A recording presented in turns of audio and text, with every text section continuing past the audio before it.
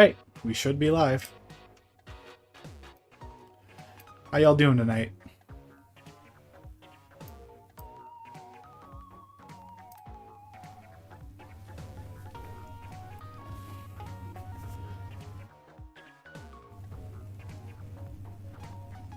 Hi there, Vili.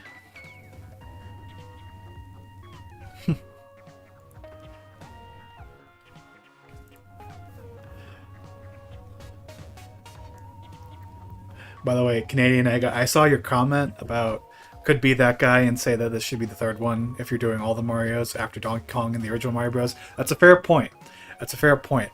I will get to the original Mario Bros. And in fact, depending on how this stream goes, we might actually do it in this stream.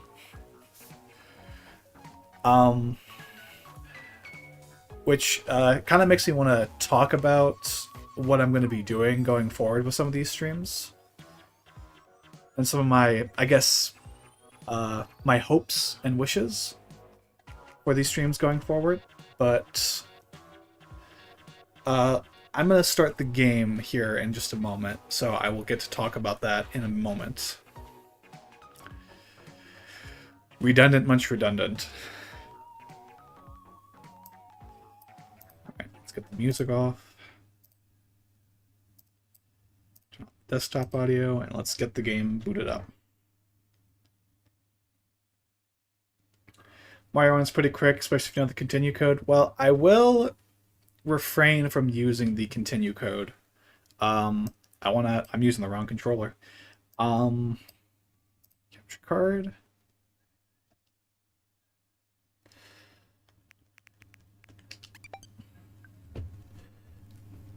But yeah, my goal is actually let me also do the recording,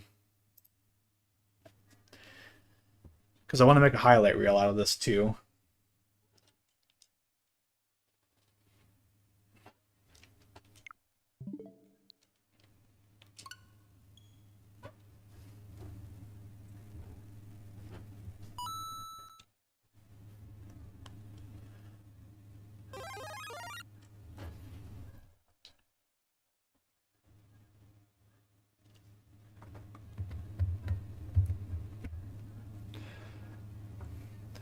I got very lucky. A friend of mine had to move out, so she gifted me her ex's game collection. Inside included Conker's Bad Fur Day, so my collection's happy. That's awesome. Conker's Bad Fur Day, that's a good one. Okay. And we are going to do this. I'm going to get rid of that ugly, ugly border.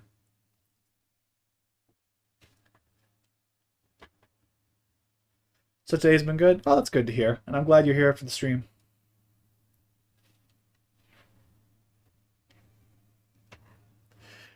Decently rare and even more pricey. Yeah, Conker's Bad Fur Day has to be like one of the more expensive N64 games by comparison. Like it's a late gen N64 game. Like it came out the same year. I think it was 2001. It was like Luigi's Mansion, Pikmin's, Smash Melee. I think the PS2 was already out by then. Yeah, because the PS2 was out before the GameCube. So yeah, I can definitely see that one being a more expensive title. By the way, is the audio good? Can everyone hear me pretty well?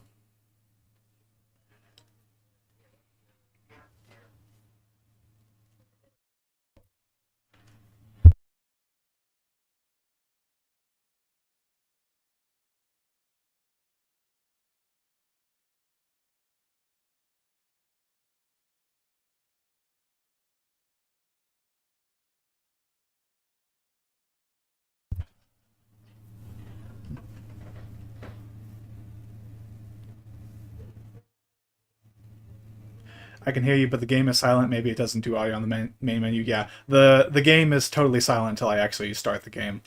But I will get to that here in just a second. And I got YouTube chat on my phone. So, here we go.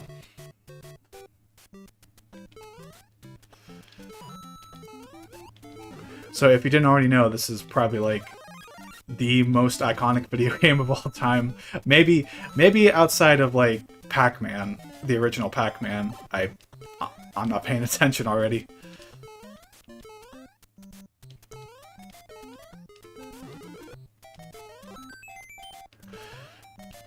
But back to what I was saying before the stream started.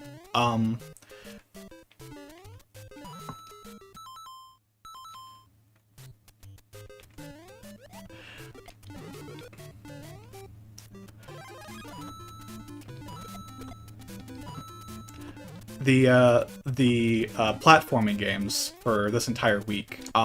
So earlier today I was working on a list of games that I want to play, and also a list of game franchises that I would love to just marathon in their entirety. So the original Super Mario Bros. Is one of the earliest Mario games in the franchise, and Mario is something that I absolutely want to do in pretty much its entirety. I don't have access to all the games, but I figured there's no better place to start with a Mario marathon than the original Super Mario Bros.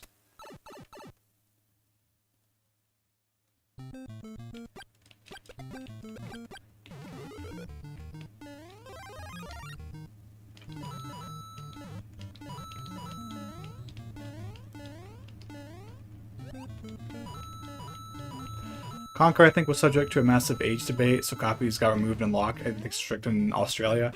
I do not know if... I do not know much about Conker's Bad Fur Day other than that, obviously, it's a... for the time, its content was pretty crazy. Like, it's kind of funny to think because it's pretty benign by modern-day standards. Like, I think some of the stuff that you can show on television at this point is, like, way beyond what Conker was depicting.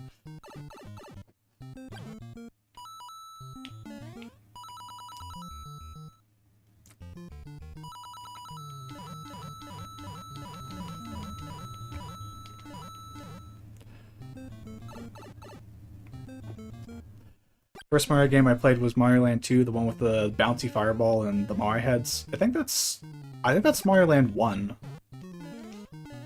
Mario Land 1 is the one with the I don't want to go up here. I actually want to play through as many of the levels in the game as possible. If I do get a game over, then we will start using the warp zones. Because I know it's like the most iconic video game secret of all time is, oh my god, there's a warp zone.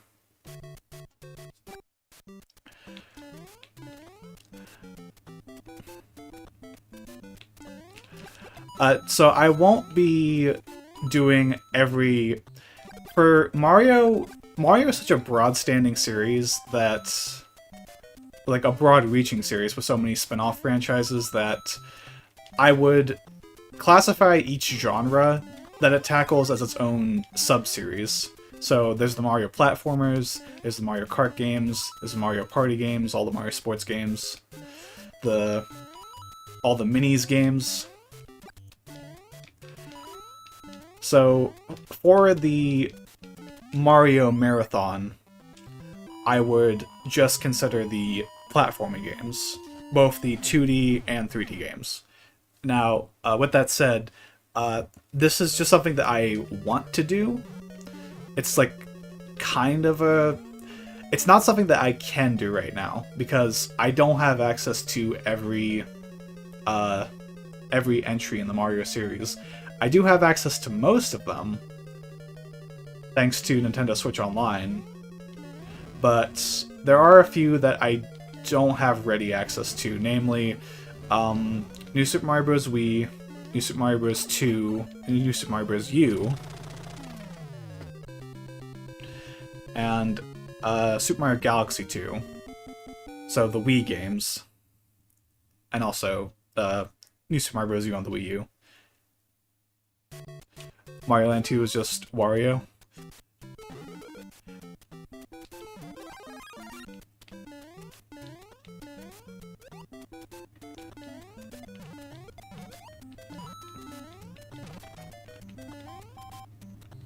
Could have sworn there was a one up there.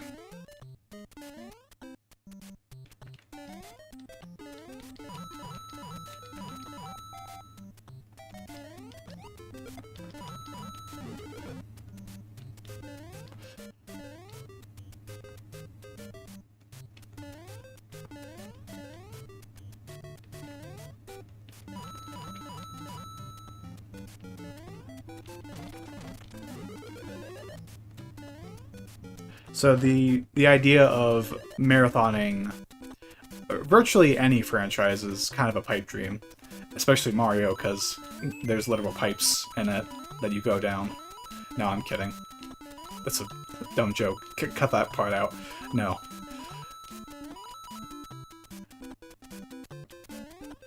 But I've thought about Zelda games, Metroid, Sonic the Hedgehog. I remember talking about doing all the Five Nights at Freddy's games on a previous stream, and that's something that I still want to do. I really want to do all of Frictional Games' works.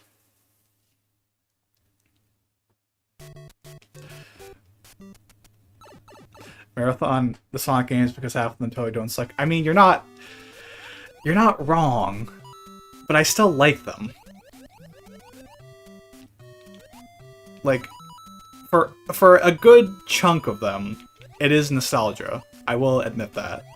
Like, I won't say that SA Sonic Adventure and Sonic Adventure 2 Heroes and Shadow have aged the best, but I grew up playing them, so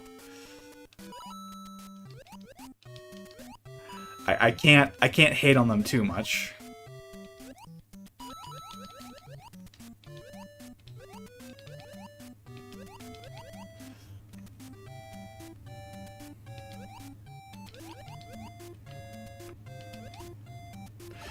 And I understand, like, the whole idea of the marathons is, like, a massive undertaking. I won't say who, but I will be totally honest. There is a streamer, a Twitch streamer, who's, like, been a big inspiration for me and the idea of how I make content. And they're a variety streamer, so I kind of find something really exciting about the idea of just having a bunch of games to play, to like share my experiences with. Both games I'm familiar with and games that would be brand new to me. I am slightly nervous about potentially going into some games blind.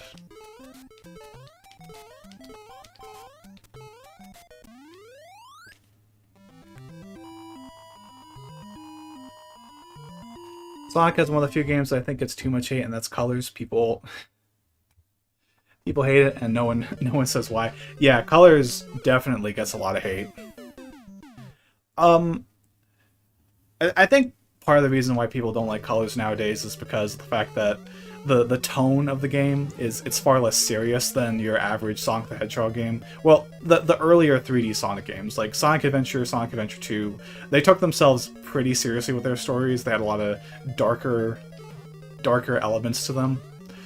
Colors is like very, very lighthearted. It's like a cartoon in that regard, which I don't think is bad per se. I do have more of an attachment to how the adventure games write their stories, and it does seem like Sega and Sonic Team want to go back to that very specific style of trying to take their stories a little more seriously. I mean, we got Shadow Generations for, you know, and that references a bunch of the old 3D Sonic games, not just in terms of the level design, but in terms of the stories.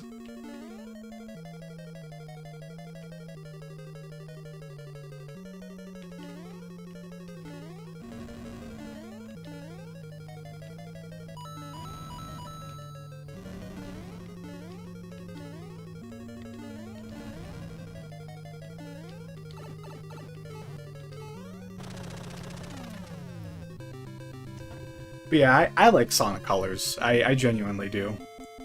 It's not one I've gone back to recently because, again, I have a Wii, but I don't have most of my old collection. I gave it to my brother when I moved out.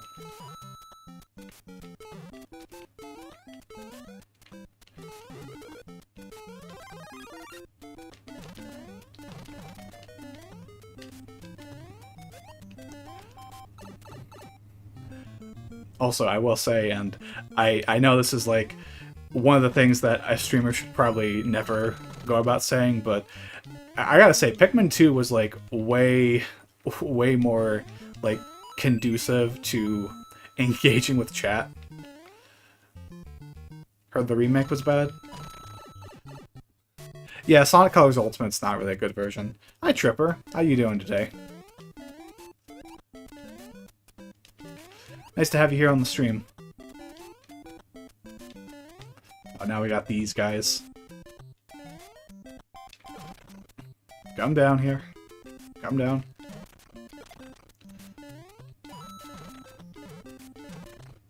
Hey, Vili.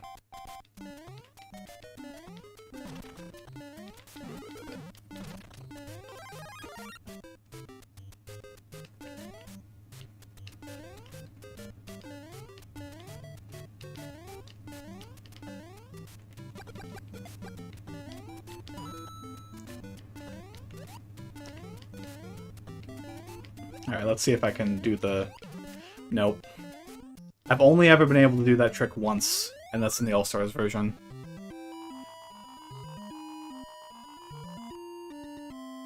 Still surprised that Shadow got DLC. He's one of the least interesting characters and doesn't really have a lot of levels. I mean, I like Shadow. I think Shadow has a interesting backstory. When you just take Sonic Adventure 2 at face value, it's a little weird when you get to Shadow the Hedgehog, but I mean, they take that they take that, you know, that story in a very weird direction.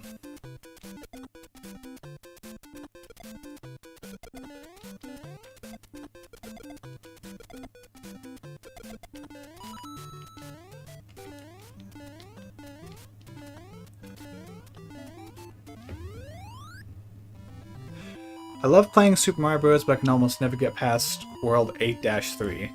Yeah.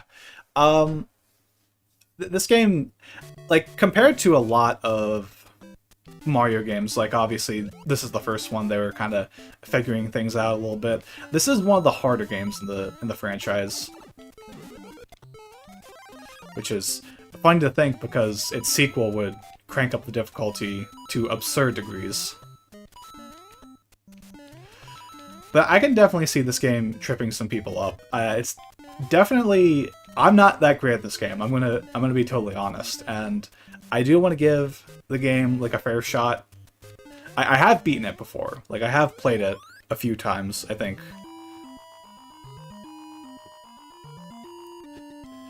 Don't really recall the story in SA2 other than Edge, Grump, Angst, and Mood. You're not totally wrong. I'll give you that.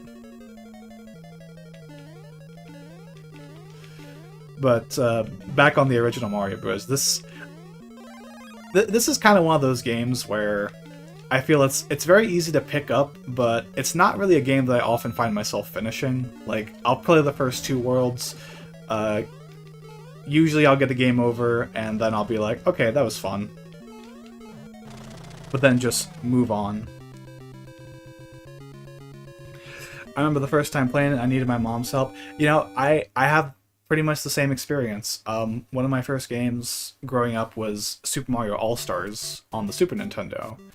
And I watched my parents play through that game all the time. And so, I did get help from them quite a bit, trying to beat games like Super Mario Bros. 3. We would play the multiplayer together, and they would do a lot of the harder levels for me.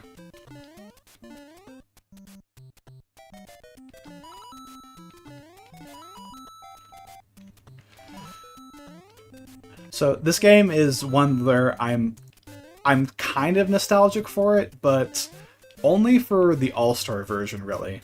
I figured the NES version, it's obviously a lot more iconic. Like, it's the original NES game that people got bundled in.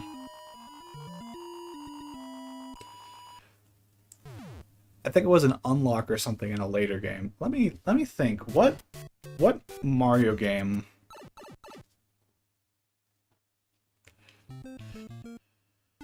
What game would this have been an unlock in?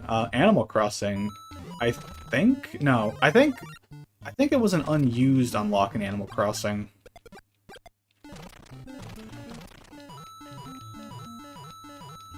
I honestly can't think. Whenever I play Super Mario Bros., I always get to World 8 and then stop. Yeah, you know, especially if you're using the warp zones, like World 8's kind of hard to get through.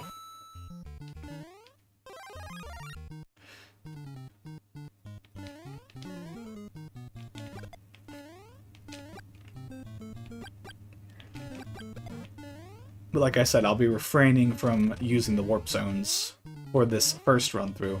If I get a game over, which I probably will, then I'll use the warp zones, because we'll have seen pretty much everything the game has to offer, going through the whole game at least once.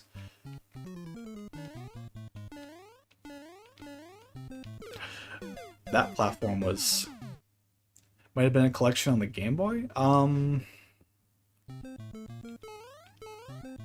There was Super Mario Bros. Deluxe on the Game Boy. If you had the Game Boy Advance, then you had, then there was the NES game on a GBA cartridge. But I would not know. My vast amounts of Nintendo knowledge are failing me here.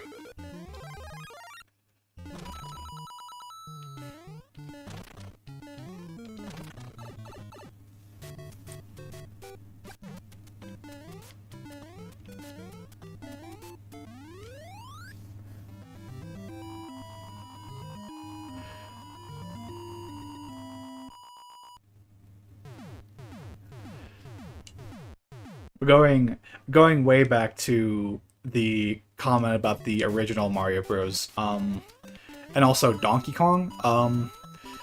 Donkey Kong is something that I would want to reserve for a Donkey Kong specific marathon, because you have not only all the arcade games that got brought over to the NES, but you have Donkey Kong Country, the whole Donkey Kong Country series, and I would say the GameCube games, but I'm not gonna have access to any of those, nor do I want to play a game with bongos. I apologize deeply for that. Meanwhile, Mega Man is somewhere crying as old games get mentioned. Mega Man is actually another series that I do want to marathon. I have played a lot of the classic Mega Man games. Mega Man X, not so much. But it is on the marathon list. Yeah, Donkey Kong 64, which I've not played, but that would have to be part of the Donkey Kong marathon if I did one. Only thing is, I'm not that good at the Donkey Kong Country games. I think they're some of the harder 2D platformers from that era. Speaking of hard platformers, this level, I think this is the maze level.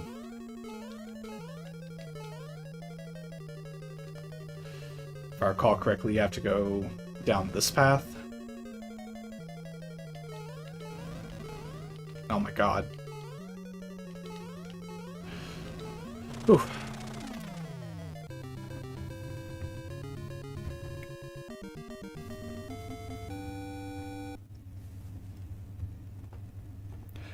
Only Mega Man game I've beaten is Star Force 3 Red Joker on the DS, the sequel line to Battle Network.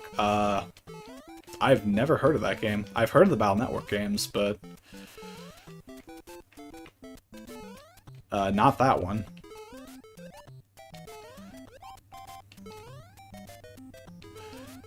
Have you played the Battle Network games? Do you think they're good, or is it something you've never touched before?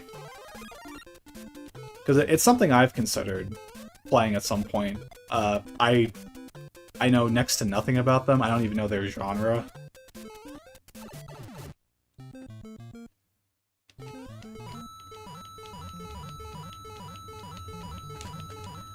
They're like strategy games, I think, where you like move your character around a grid.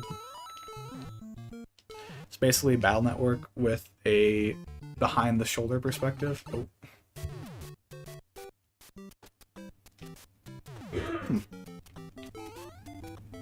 Should look into this game at some point. If if I do a Mega Man marathon, though, each sub-series will be like its own thing. So you got the original Mega Man games, the classic Mega Mans, that's 1 through 11, the Mega Man X series, Mega Man Zero series, and then Battle Network. And I think there's another series of Mega Man games I'm not too familiar with.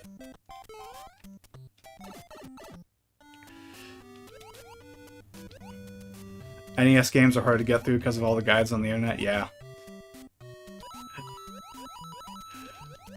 You don't have to worry about trying to figure out where things are in the original NES Zelda. And I'd say that actually extends even more to Zelda 2, because, like, Zelda, yeah, it's definitely known for its obscure secrets, but I think Zelda 2, you really need a guide for that game. Same for the original Metroid. Which, again, would be part of the marathons. I would not exclude the NES games. In fact, I think it would be kind of fun to try out those games for the very first time.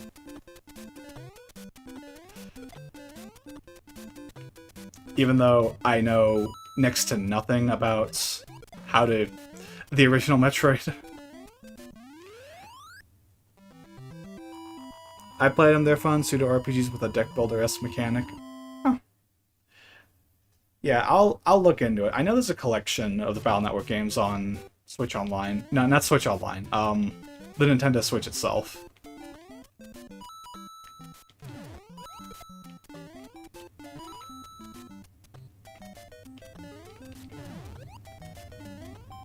There's just a lot of stuff that I want to play. I'm really glad that I started streaming, because I've been having a blast doing all this stuff.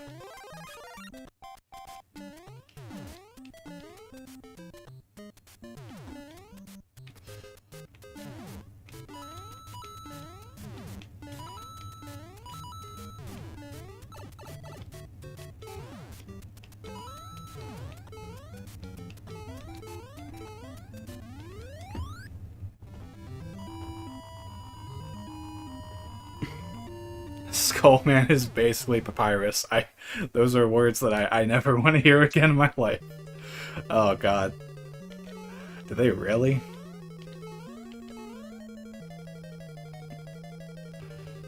Yeah. If I recall correctly, 5-4 is just 2-4 but harder.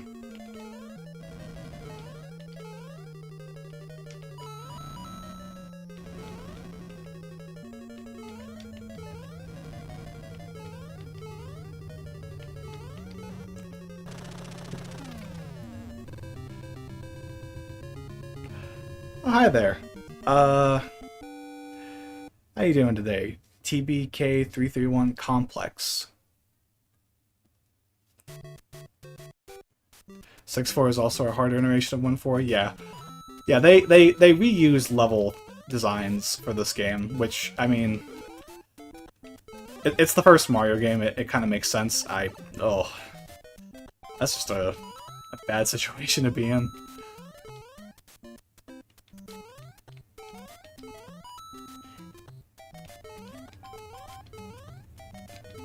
Is there a mushroom in here? There is.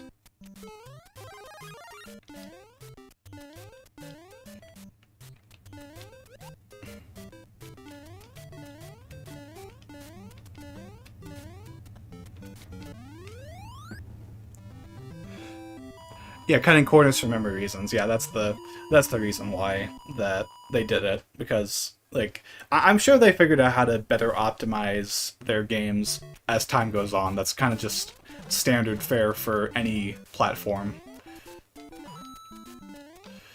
You know, that's how we got games, more expansive NES games like Mario 3, for example. I am playing on Switch. This is on the Switch emulator. But I do have a border on the screen to get rid of the ugly one that comes with Switch Online.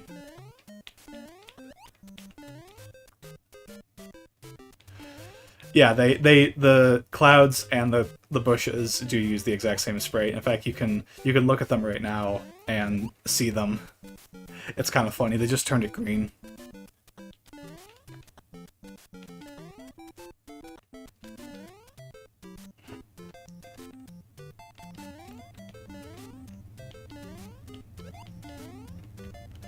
And here's where we get introduced to Buzzy Beetles, which can't be killed with fire.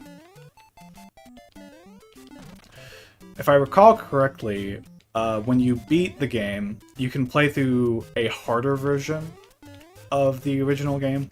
I know one of the differences is they replace all the Goombas with Buzzy Beetles.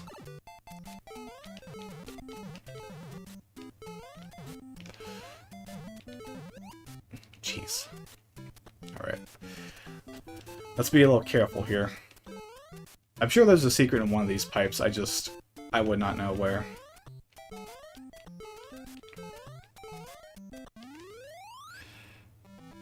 And Mario and Luigi are the same, only with different colors, yeah. And lost levels, they would give Luigi the high jump. Meanwhile, the tech was so jank back then, the Metroid 1 had to alternate vertical and horizontal rooms because it would crash, I believe. Yeah, I don't know much about Metroid. I know it's very awkwardly programmed.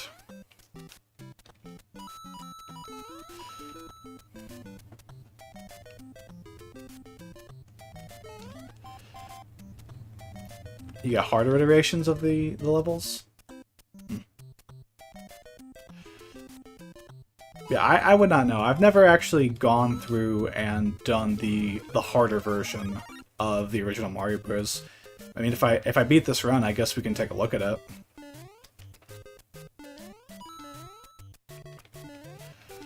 Let's try and get a 1-up here. Let's actually grab some of these coins.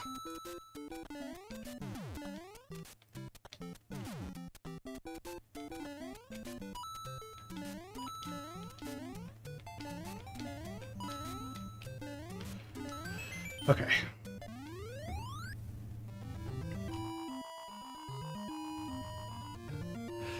Yeah, Kraid does get really big in Super Metroid, which I think it's a nice, I think it's a really cool iteration of Kraid in Super Metroid. All right, let's see if I can actually grab this mushroom.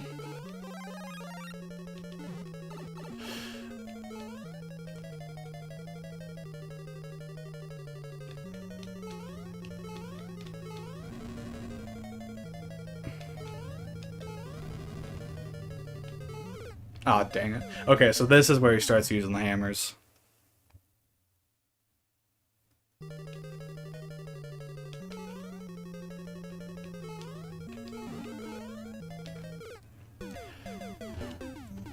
I don't know, I think this might be where we lose it. I did mention this before, but I don't often go back to this version of Mario 1. I tend to play the All-Stars version a little more, especially now that Switch Online has All-Stars. That's some Mario 3 coin chip spawning mechanics right there. Hi, Black Sonata, how you doing today? It's great to have you here.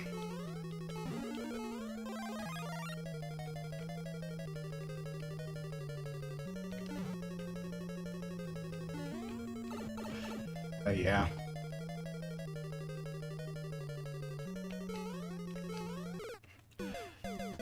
It's nice to be here. Well, I'm glad you're here. Yeah, and if I recall correctly,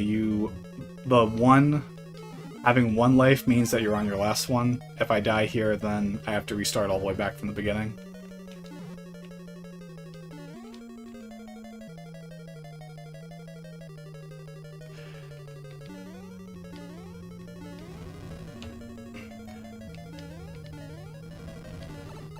Alright, just tank it.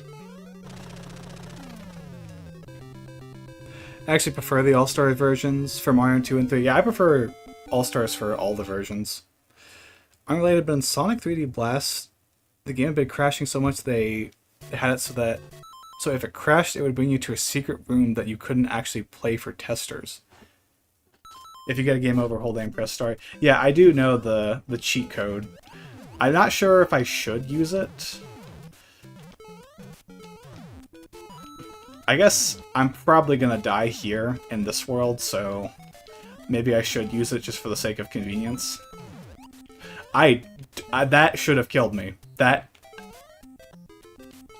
Yeah. Alright. Hold A, push start, and there you go.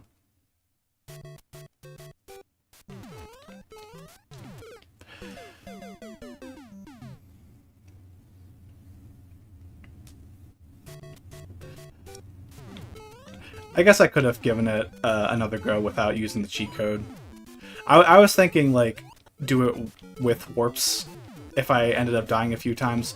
My thing is, I don't really know where a lot of the secrets are in this game. I know like 2 hidden 1-ups. Oh, you're up there now for some reason.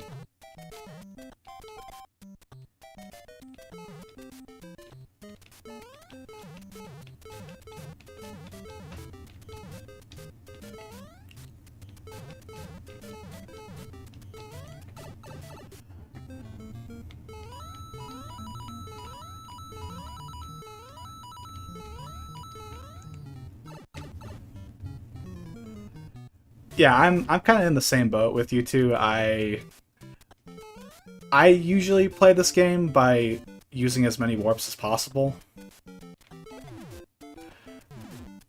I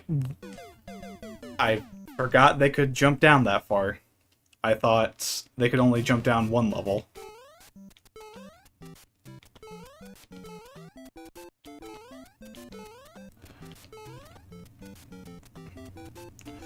Okay, please jump up. I need y'all to just jump up. If I stand here for too long, they actually run towards me.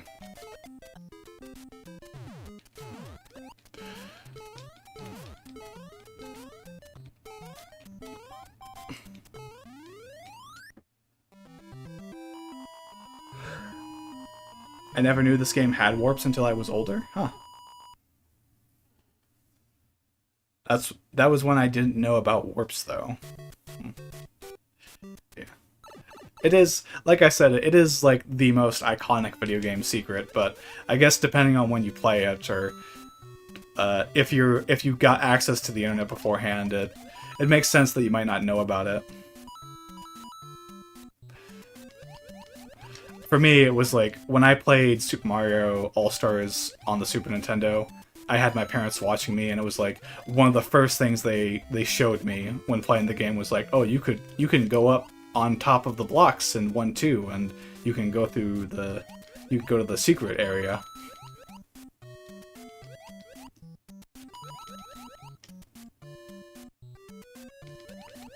I didn't have Nintendo Power. Well, you gotta get the power! Nintendo Power! You gotta get the clues that you can use. Nintendo Power.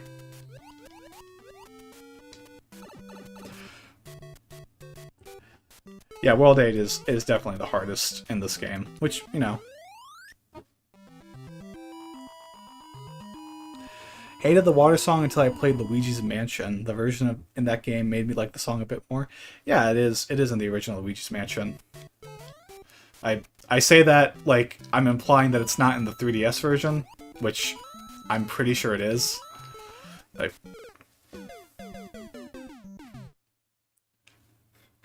only real gamers have the Power Glove. It was so bad. Alright, I am going to start from the beginning. I don't want to use the cheat code too much, and I am going to try and do this next playthrough without using warps.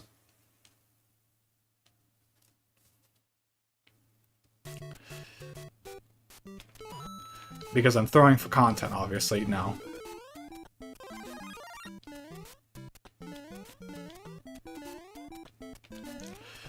Always go for the 1-up here. I think it is possible to get back into the pipe, but the 1-up is objectively more valuable than, like, the 15 coins. Actually stalling the stream, wow. I mean, this is what you do with these old NES games, is that when you die, you go back to the beginning. That is the authentic experience. Now, I will use warps during the next run. This isn't going to be like our very long stream. At least I hope that I don't struggle too much in 8.4. Only thing is, I probably should have done this before. I probably should have looked up the map for 8-4 because I don't remember the path you have to take. I guess the first time I played Super Mario Bros. Was on a bootleg console. It was actually a ROM hack called Panda Mart. Yeah, there's a lot of those old bootleg consoles. It actually reminds me. I have an SNES Classic. It's sitting in my closet right now. My dad and my brother got it for me I think for my birthday one year, and so naturally they wanted to get me an NES Classic at some point. So they did, but when I booted it up, I found out it was a bootleg console. It barely even worked. Like, the sound was completely off, and trying to get into a game, it would work for like a minute, and then it would just crash. And I felt so bad for them because they said they spent like $100 trying to get that thing. Because this was after the NES Classic.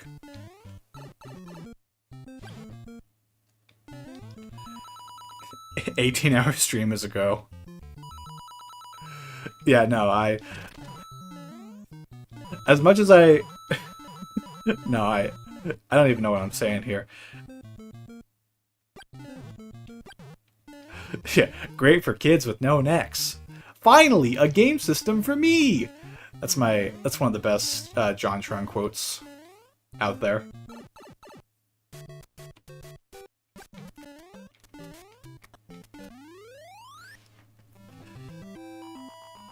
But no, the stream, at least the Super Mario Bros. Portion of the stream is not going to be that long. I kind of didn't think about... There's a bunch of those bootleg consoles on Amazon. I was at a candy store a few weeks ago, and like a candy and toy store, and they had bootleg NES and SNES consoles just there.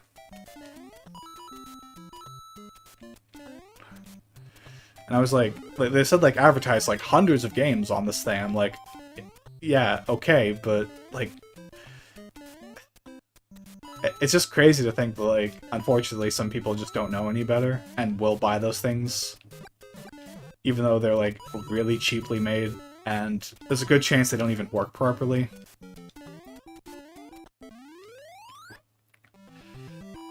I'm also partial to the "fool me 3 times, you're officially that guy."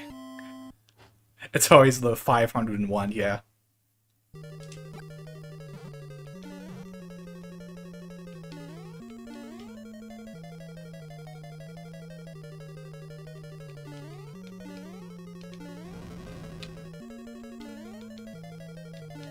I know there's coins there, I'm not gonna go for them. Alright. Watch. Let's kill Bowser.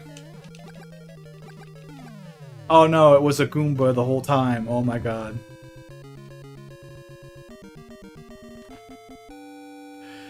Yeah, I'm trying to think. I never, like, aside from the NES Classic, I never really had a bootleg console, but I do remember having a SpongeBob themed plug and play, which, not to, like, you know, promote other channels or anything, but if you've ever seen Scott the Waz's video on plug and plays, it was very funny to see that plug and play in particular get mentioned, because it's like, oh my god, so much nostalgia.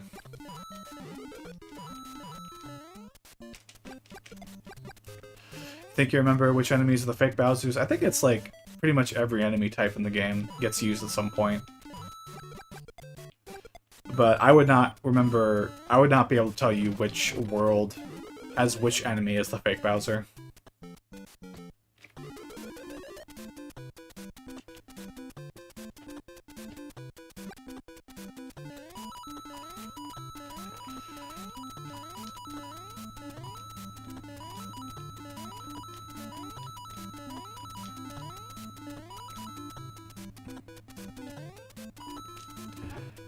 I had too many of those consoles. My mother trusted Wish back when I wasn't in trouble, got me like 20, thinking it was a great deal.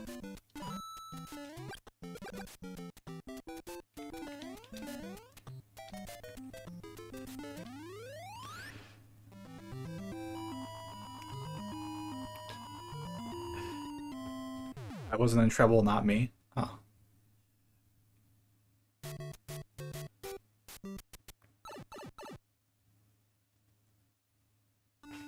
It's no one of those poorly made things that have that much storage. I mean, like, flash storage is like really cheap nowadays, and NES games are tiny. Like, you know, like I know part of the way, like the way that they get like 8,000 games or something like that on those bootleg consoles is that they just repeat them. They just have different names as entries in their their database or in like the games list.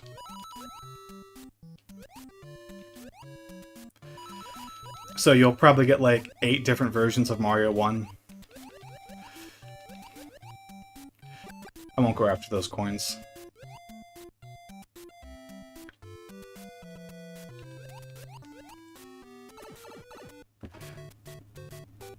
Wish is a scam site, yeah. There's a lot of like really cheaply made bootleg products on.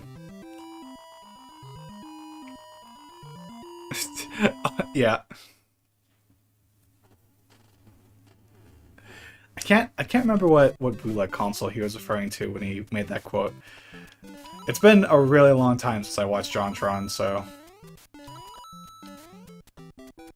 I don't remember like too much from that video.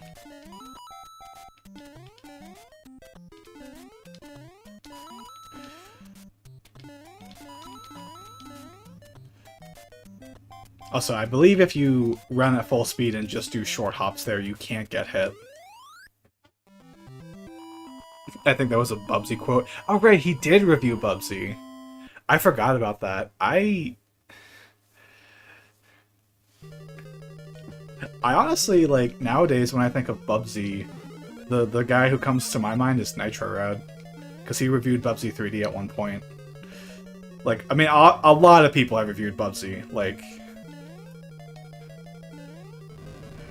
it's a very easy game. Well, all the games are pretty easy to make fun of.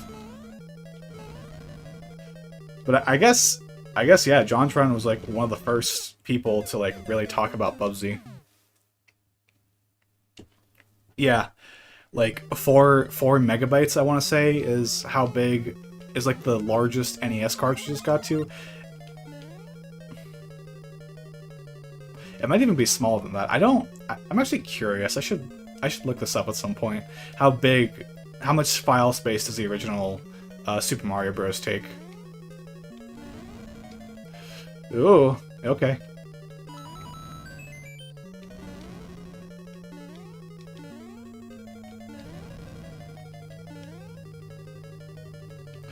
Ooh!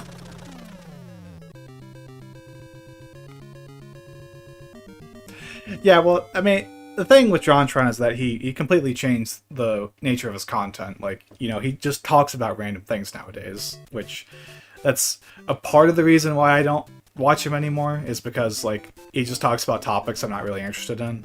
Like, I primarily watch YouTube for gaming content. Not to say that I don't like any other stuff. It's just, you know, when I think of, like, the YouTubers who I'm really into, it's always gaming YouTubers. Which is why I think of people like Nitro Rad and Scott the Woz, and a whole bunch of other people.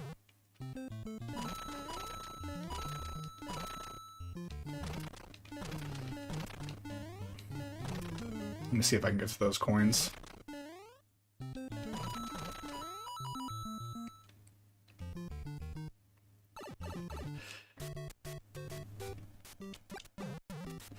Yeah, it is crazy to think how optimized games are nowadays, which feels kind of weird to say, because at the same time, like,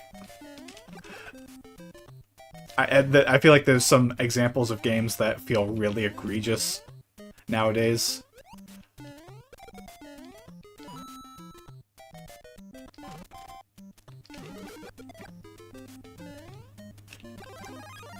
Super Mario World ROM hacks are usually 4 megabytes. Alright, so I imagine NES games are a lot smaller than that. Super Mario Bros. 3 would be the best Mario game if it could save. You know, that's a fair point. I always did think Mario 3 was kind of long for what it was trying to do. I... Those shells are upside down. Is that a thing that can happen? I thought they always had to be upright.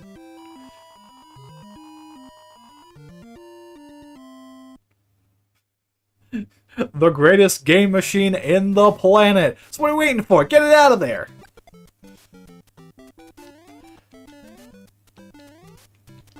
Yeah, they put a Koopa there at the front, but they only give you 7 enemies to hit with it.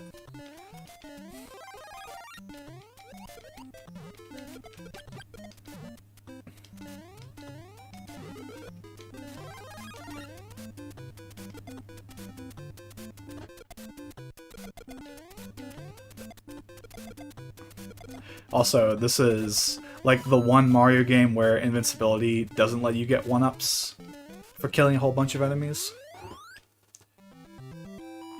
Main reason I stopped watching AVGN content changed and I didn't like it. Maybe it just got old, who knows. I mean, I love older AVGN. I'll sometimes go back and watch it. I'm kind of in the same boat. I don't watch a lot of his newer stuff. Like, I got no disrespect towards the guy. It's just, for me, it's not something I've necessarily grown out of. It's just something that I guess doesn't appeal to me as much. But you can't deny, like, he was a very influential YouTuber. Like, I feel like a lot of Nintendo YouTubers nowadays, even the ones that aren't even remotely like AVGN, still have something, still are around because of the fact that AVGN, you know, started this whole, like, trend of talking about video games on the internet. I meant older games like 20th century games. Mario 1 was 32 kilobytes. Man, that is incredible. Yeah, you weren't joking. I have pictures on my computer that are larger than 32 kilobytes. I think I have Microsoft Word documents that are more than 32 kilobytes.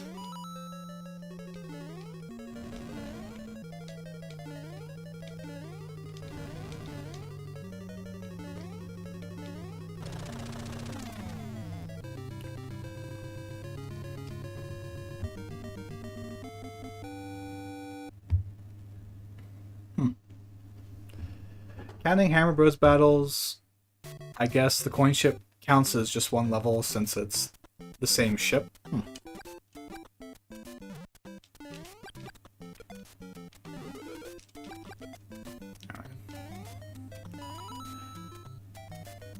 And this is also a level I'm very familiar with, if only because this is the level that you'll go to after your first warp zone.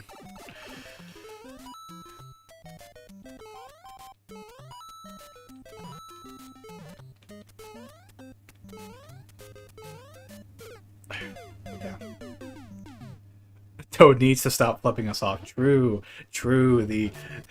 I remember like seeing that for the first time and like people like making angry reactions to it, and it's like that was the funniest thing when I was like 8.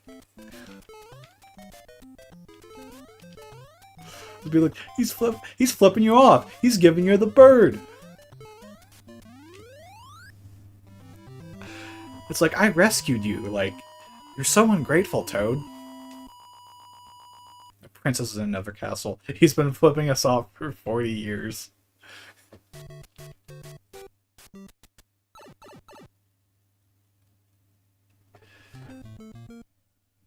But yeah, going back to your old comment, it is kind of weird how, like, Super Mario Bros. 3 was a very late game, a late NES game, that still didn't have a battery backup. That was a bad idea. Like, the original Legend of Zelda had a battery backup, but for some reason Mario 3, which is a pretty long game, for an NES game anyway, doesn't have anything like that. Doesn't even have, like, a code feature. Yeah, this is Mario's 40th anniversary, which, kind of makes you wonder how they're going to celebrate it. Last time we had a major anniversary was Mario's 35th anniversary, and you could I think you could make a case either way that it was a good or bad, a bad anniversary. At least Mario World has a save feature, yeah. I think, like, obviously by the time the SNES came around, save features became pretty standardized in a lot of games. And it's better off for it. Like, and you know, you got Super Mario All-Star, so if you really want to play Mario 3 with saves, I mean, of course, nowadays you have emulators, so you can play with save states. But if you want like an authentic, legitimate version of Mario 3 with saves, you got All-Stars.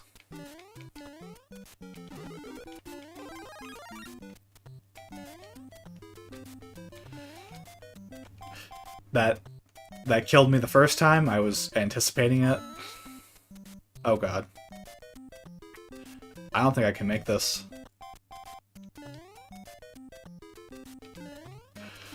Okay, okay.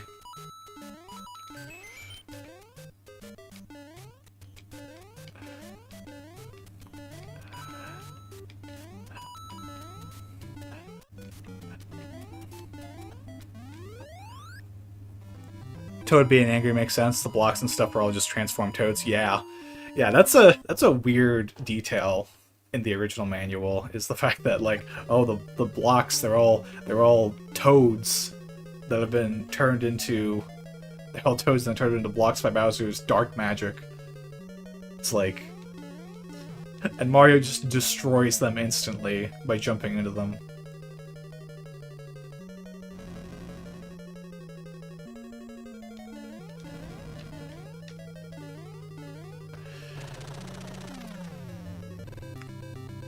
Yeah, true. You can just use the flutes. Yeah, Mario's very slippery. That's something I did want to point out is I do not like the way Mario controls in this game. Like, he's not only very slippery, but he has a really weird sense of momentum to him. Like he slowly builds up acceleration, but when he gets to top speed, it like snaps. Like he gets to top speed very slowly, but when he does, he like jolts into it. Does that make sense what I'm trying to describe? Like, it just happens instantaneously. The original Legend of Zelda was actually so small, only took up half the stories. They just pasted the game over again and changed a few things. That's why there's a second quest. Huh. God, you know what would be fun actually is doing the second quest in Legend of Zelda, because I know like that second quest is evil. Like, there's old men in the game that take away your hearts when you enter their room. Not just your rupees, your actual heart containers.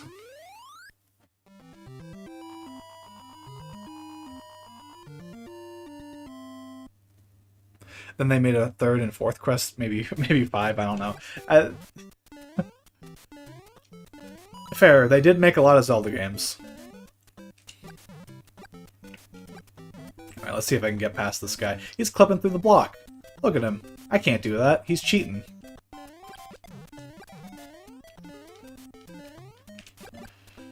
He's got Game Shark. I hope some of y'all know what that is. I don't want to feel too old right now.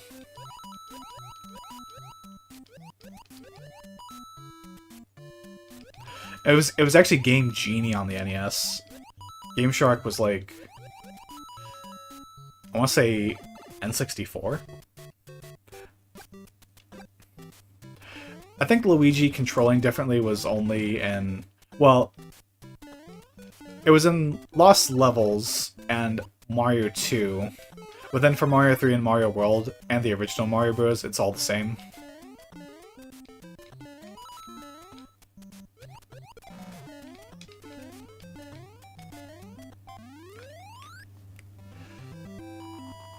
Super Mario was the first game to develop no-clip hacks. You know, it'd be interesting to go to the Minus World. I know how to do it. I've never successfully done it.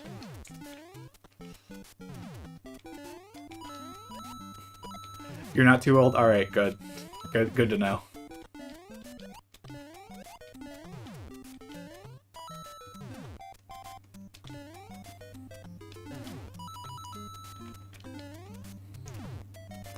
think another thing that contributes to this game's difficulty is that they're really stingy with the coins.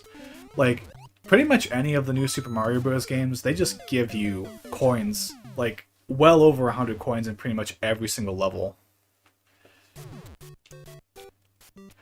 You just wish Zelda games were longer. They're pretty short once you get a hand at the combat. Well, just play, just play Breath of the Wild. No, I'm kidding. Yeah, I can kind of see it. Like, obviously, any game's going to be longer if you're still learning the controls and you're trying to get used to it. You lost your Game Genie, can't find it? Ah. That sucks. Like, I love messing around with Game Genie. I don't remember what it was I had on the GameCube. That's a really hard mushroom to get, by the way. It's like really difficult. I'm just gonna skip it.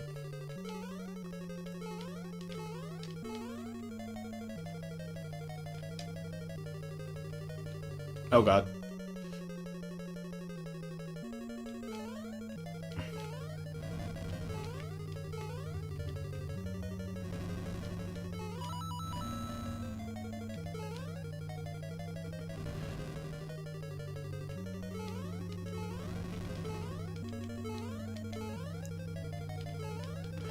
Okay.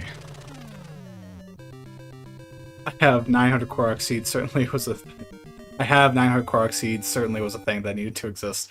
I mean, I wouldn't recommend going after all the Korok seeds. That's not really the point.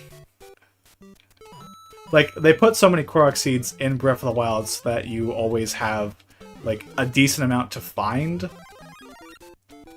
I was holding right. Yeah, I think Nintendo and Sony were trying to sue Game Genie. Alright, and not getting that mushroom. Oh, wait. I looked away. I thought it fell down the pit for a moment there.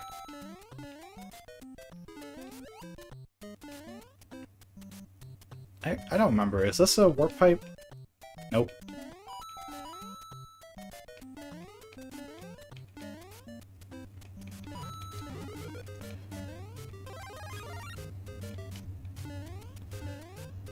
Oh, there's another one! Oh, joy! Oh my god. GameCube was Action Replay. Yeah, you're right. But yeah, I don't... Like, the Game Genie wasn't actually, like, breaking the law or anything like that. It wasn't, like... It did technically modify the game's code, but it wasn't, like, reusing it. So, it technically was fair game. Lakitus always come back, yeah. After a little while, they come back.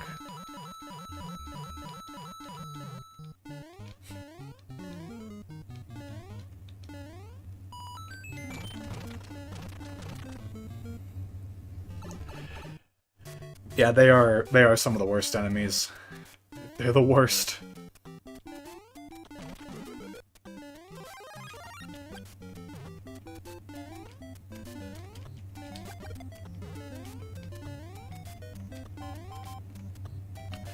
I think there might be a hidden vine here.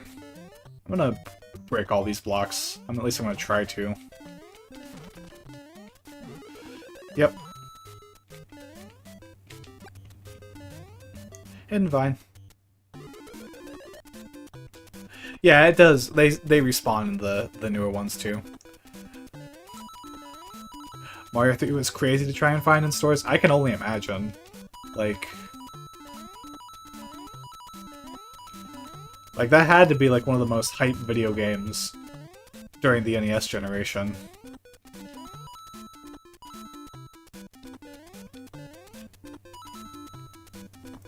I think I remember, like, seeing a commercial somewhere, like a really old commercial, like, talking about Mario 2 and Zelda 2 being notoriously difficult to find during the holiday season, even though there was, like, really high demand for them.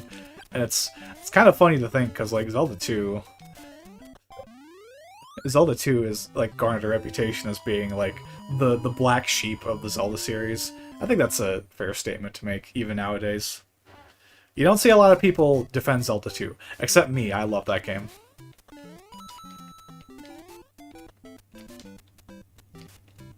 Okay. Well, I'm not getting those coins.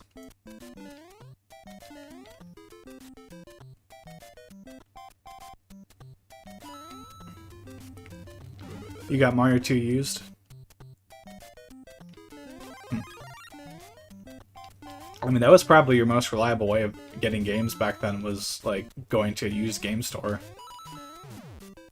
Like, it's crazy to think how accessible video games are nowadays because of the fact that you can just buy anything you want digitally. Whereas, with any physical version of a game, you have to wait until they manufacture more copies of it. Zelda 2 is unoffensively different, still fun. Yeah, I think, like, it is a hard game, I'll give it that, and I understand, you know, people are going to struggle with it because of that, because of its, like, added difficulty curve. Alright, let's see if I can grab this mushroom.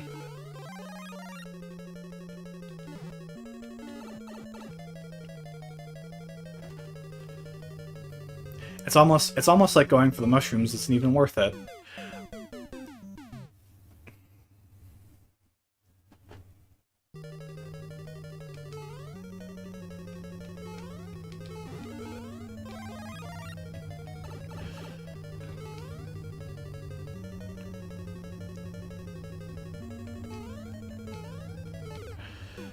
Okay, I'm gonna stop there this time. I'm gonna try and learn from my mistakes. Or also sometimes Blockbuster would have it. Yeah. Oh god, Blockbuster.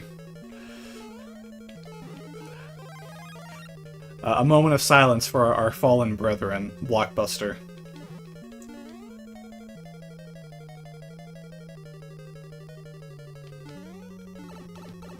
Alright, fine, whatever.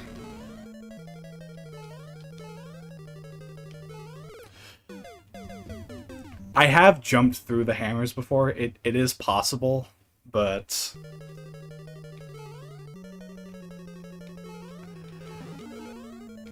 Alright. Rip. Yeah, rip.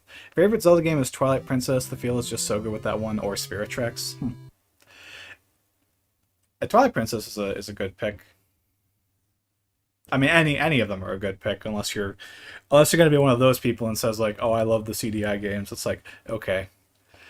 I've not played Spirit Tracks though, so I'm not too familiar with it. It's Super Mario Over. God, you gotta stop, Black Sonata. You how many of those things do you have in your pocket? Does a Blockbuster still exist? Just very rare with like 3 buildings. I think that was the case, but I think they did close down. Oh boy, the CDI games, yeah. Alright, so we will go through the warp zones. Because we've pretty much seen everything in World 7. I think we might have missed 7-4. You just came up with that? Oh my god. You gotta go to bed. Alright, you have a good night. Near me there is somehow a radio... There's a Radio Shack near you? How is that possible? Did you take a time machine back to like the year 1980? What? It's still open. Oh my god.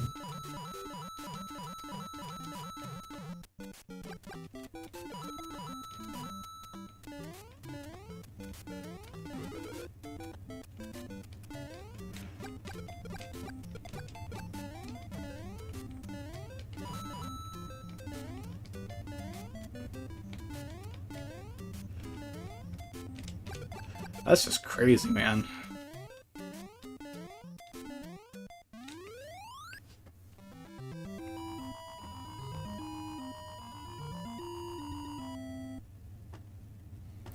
The Source was a shop that started shutting its doors a while ago. Last one in my province, I think, finally died recently. What's the Source? It smelled horrible. The owner was smoking a lot. Got replaced with Best Buy, which is bigger and better, I think. Yeah, I wouldn't. Yeah, that makes sense. Like, you know, I'd imagine a Best Buy. I mean, I like Best Buy, but it is the kind of store that would replace a lot of those really old tech shops.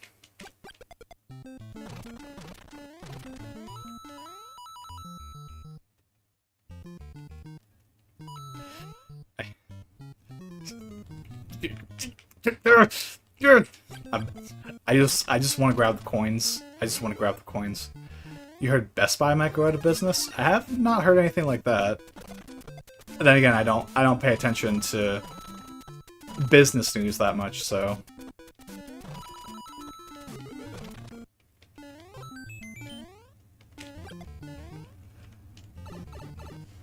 Was it tech store, coaxial cables, component extenders, etc. Alright.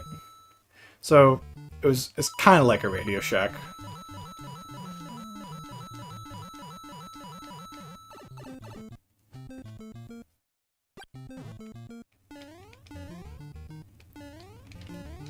Oh. Okay. Warp zone time. Oh my god, I can go to World 2?! Guys, I can go to World 2! I can just skip right there. No.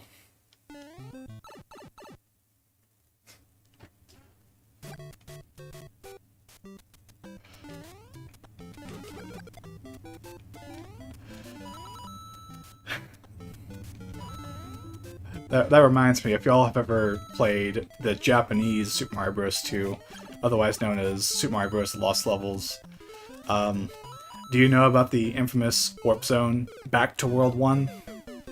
If you go over the flagpole in World 3-1, it takes you all the way back. Isn't Walmart a terrible store in the States? They're pretty decent up here. I wouldn't say it's like a bad store, it's just like... it's just like a really big store, and there's just inherent problems that end up coming with that. You know about that? Yeah. Yeah, nobody in their right mind's ever gonna actually pick World 2 or 3. Unless you're, like, going out of your way to, like, explore the game, you're not gonna go World 2 or 3.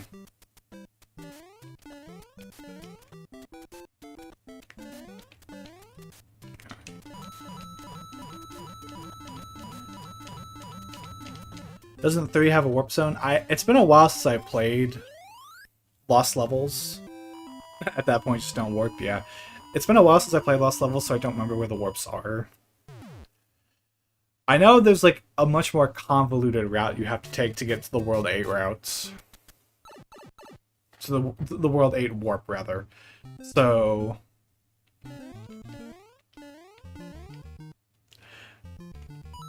I would not know for sure.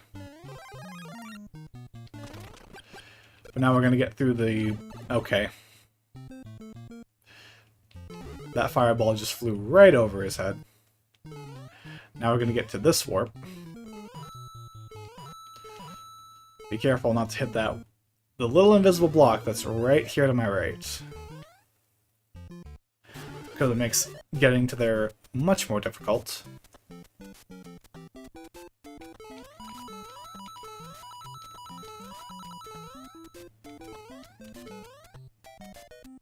I can go to World... No, I'm not doing that again.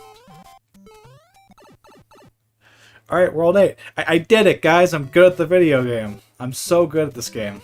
World 8. 1, 2, 3. Okay, never mind. I thought there were 8 enemies there.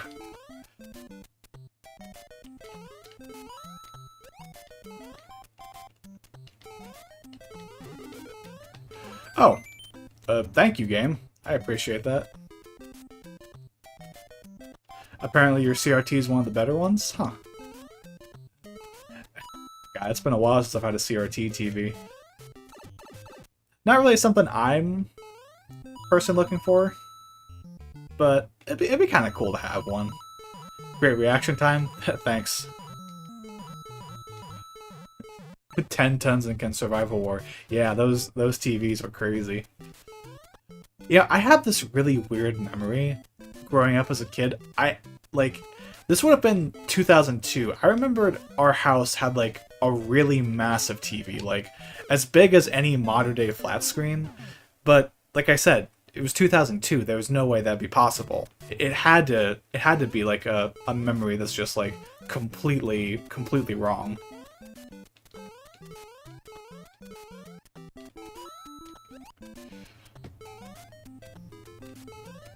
All right, where's that one up?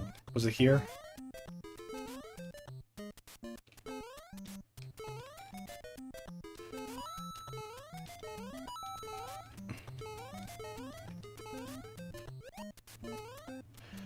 I want to get that one up again.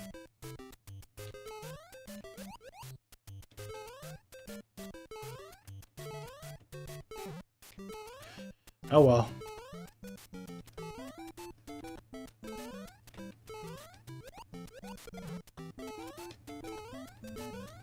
Okay, I think there's a star here. The third block? Yep.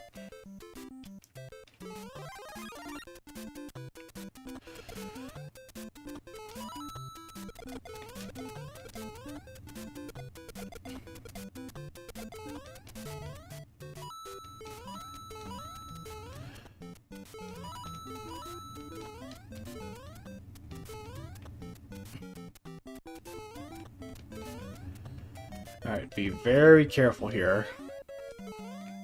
That's what that Mario 1 momentum can really mess you up.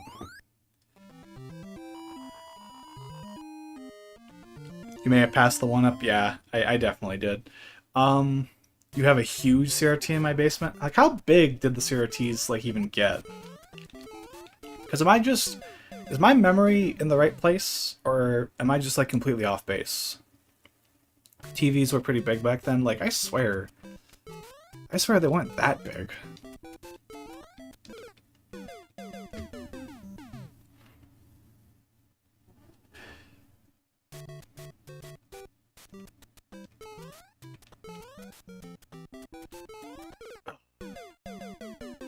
Man, they really give you, like, a very small amount of wiggle room on this. This is, like, one of the harder parts of World 8. What? I'm sorry, I was above that guy. There is no universe.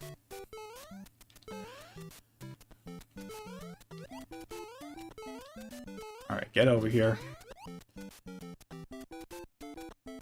You've played World 8 so much you have it memorized. Yeah.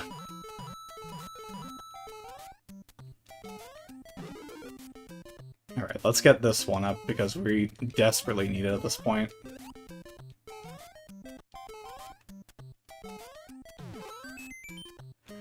Alright, is there a mushroom in here? Please let there be a mushroom in here. No?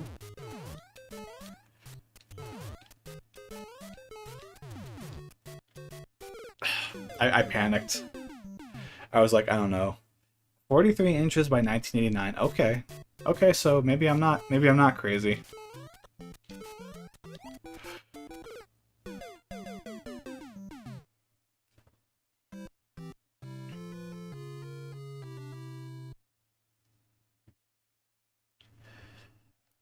Well, I am going to start back from the beginning just because it means I can get some of the one-ups.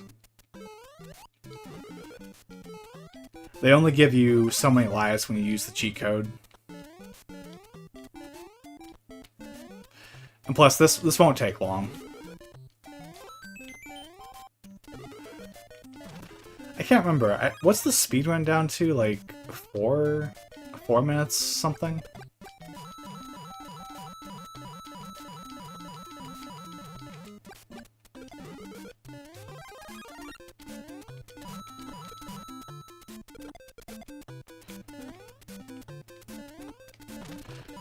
Just dodge them forehead. Yeah, I know, right?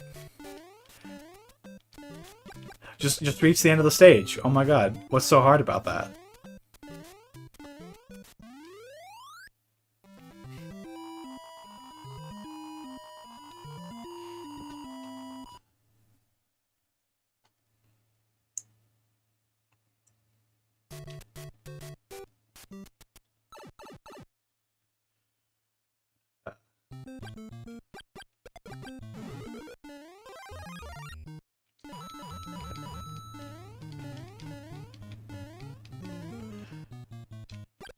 But I think I said this at the beginning of the stream, but I'll say it again. This game is obviously very iconic. It's, you know, its influence on the games industry is like staggering.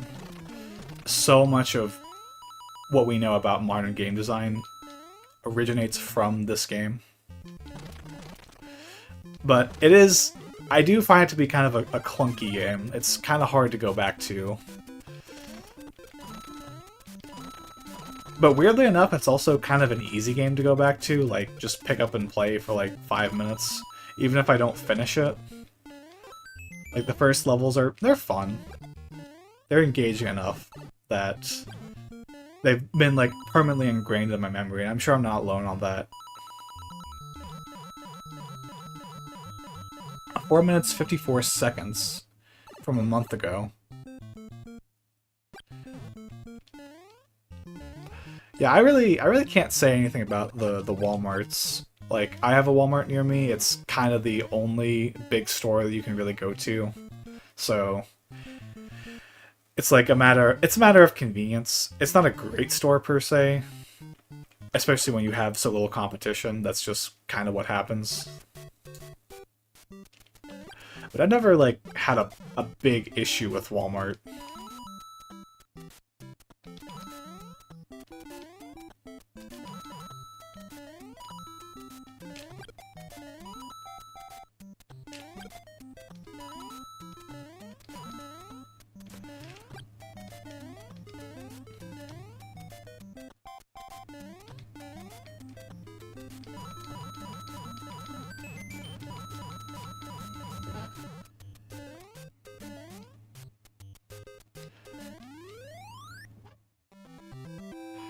If you get another game over, you should do the -1 glitch.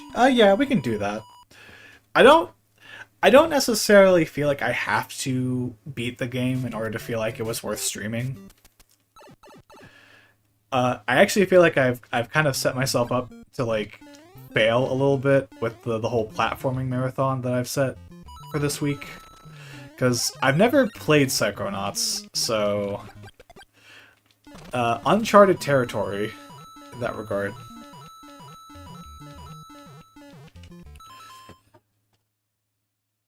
Apparently it's known for insane people or something. Figure it was just a preference on their end. Huh. I mean, there are some pretty crazy people at Walmart.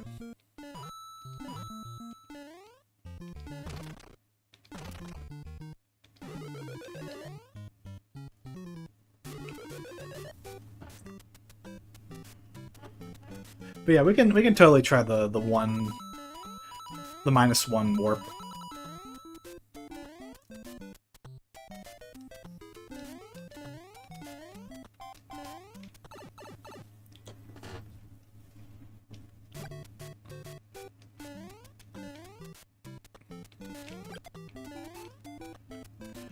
Isn't Psychonauts a collectathon game? I think it is. Like I said, I've never played it. I know that, like, the premise of it is that you, like, go into the minds of other people, and those are the stages. It's something that's been on my backlog for a really long time, so it's one of the reasons why I want to play it. Because I like to take the opportunity to play some games I'm not too familiar with, but I think would be fun, and get some games out of my backlog, you know?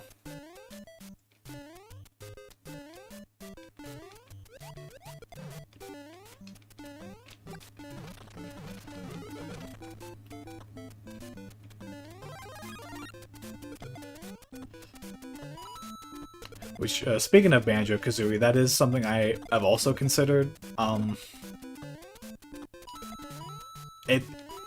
Thinking about it, actually, in retrospect, it's kind of weird that I would play ukulele before Banjo-Kazooie. I don't have easy access to the Xbox 360 version of Banjo-Kazooie, which I do think is superior to playing the N64 version, because of the fact that it saves all your collectibles when you die.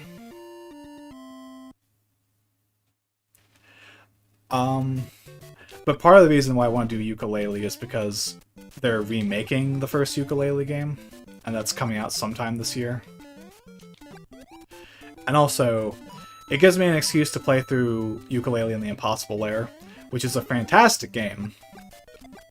Like a genuinely really well-made 2D platformer.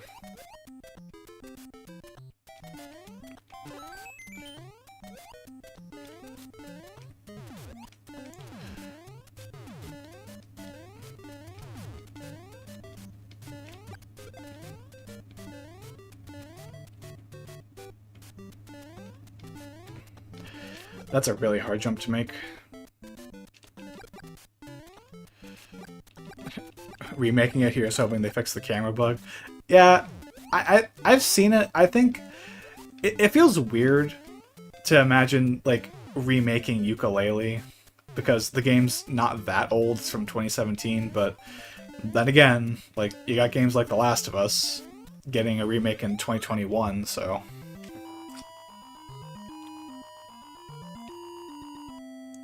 I didn't get Banjo-Kazooie originally, I did buy it recently, and I saw the previous owner had maxed out the playtime. Like 99 hours, 99 minutes. No, not like 99 minutes, it would be 59 minutes.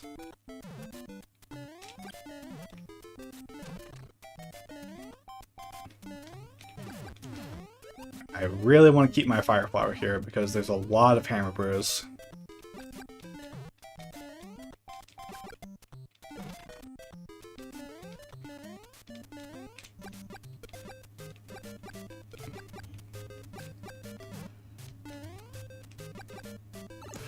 Alright, rush it.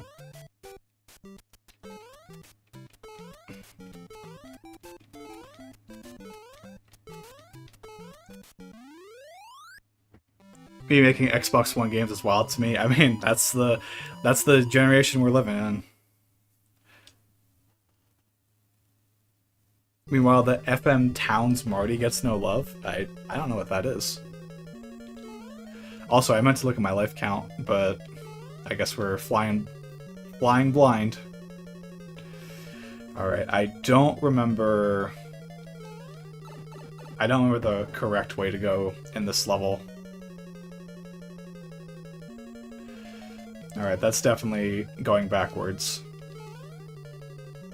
That platform just blends into the background, my god. Alright, 6 lives. Alright. We can do this. I know there's a Hammer Bro at the end of all this, though, so...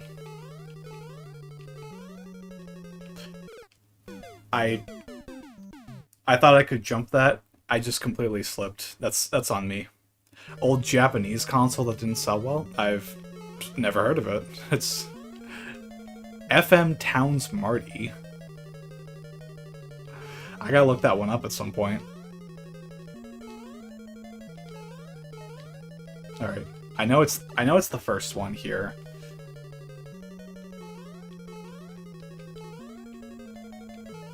And then I think it's this one? No. It's up there.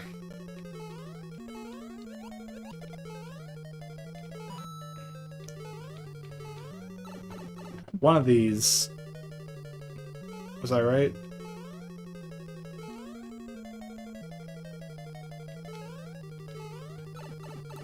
Please tell me. Okay, this is the underwater section.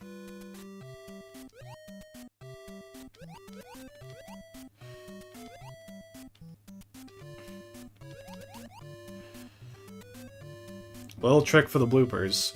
They can't touch you if you're on the very bottom. Alright, is this the Hammer Bro? Yep.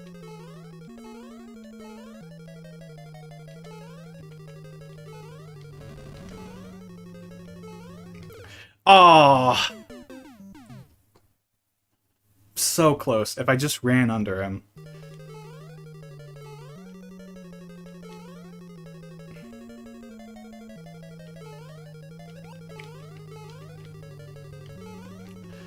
I also don't think there's a single mushroom in this level, unfortunately. Okay, so from here, it's this.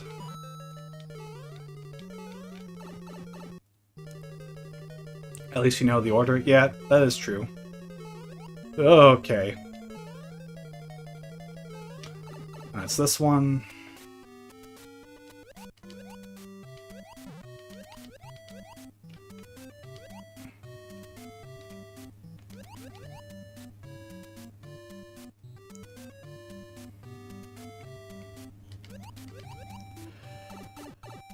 Alright, Hammer Bro. Oh, come on, that barely grazed me. It had an attachment called the Car Marty that could download maps and stuff from the internet and be plugged into a car. This console sounds wild. I need to look into this. That makes me think of like there was like a fishing peripheral for the DS, like a sonar, like a fishing sonar.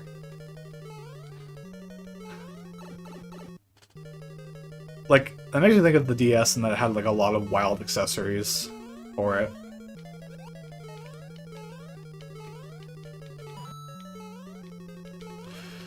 Okay. Good old school rectangular hitboxes, yeah.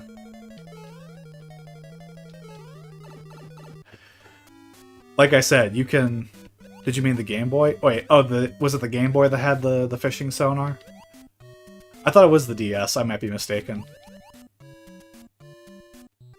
I mean, not that I've ever used one myself, so I genuinely would not know off the top of my head.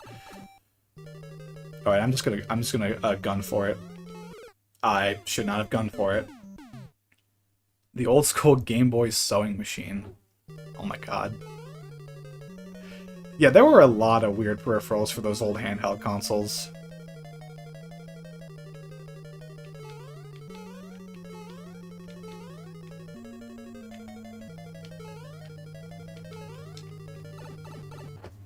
I saw the piranha plant. It was there for like a single frame. I saw that piranha plant.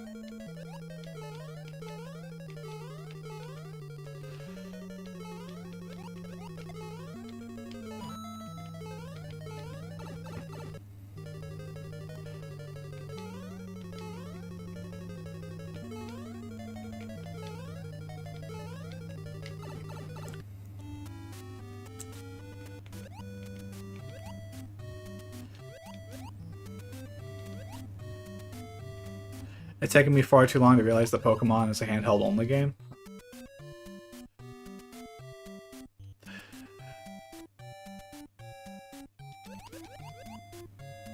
Alright, let's do this one more time. Oh! I played risky there.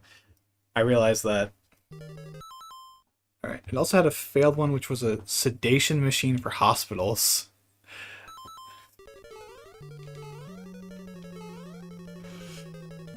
Nintendo's a weird company. Like, I mean, I'm sure Nintendo didn't, like, manufacture it, but it was just probably something that, like, another company was trying to make, but still. Hey you, Pikachu and Pokemon Snap would like to have a word with you. Yeah, there were a lot of Pokemon games on consoles.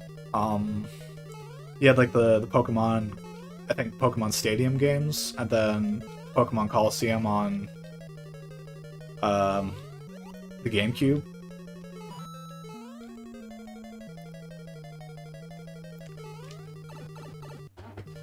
I meant mainline games. Yeah, that's fair. What do you mean, Hey You, Pikachu is not a mainline Pokemon game? It's got Pikachu in it.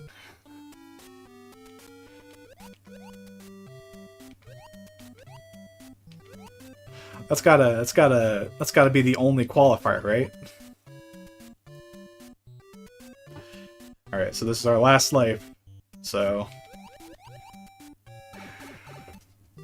And I'm probably gonna mess this up, but...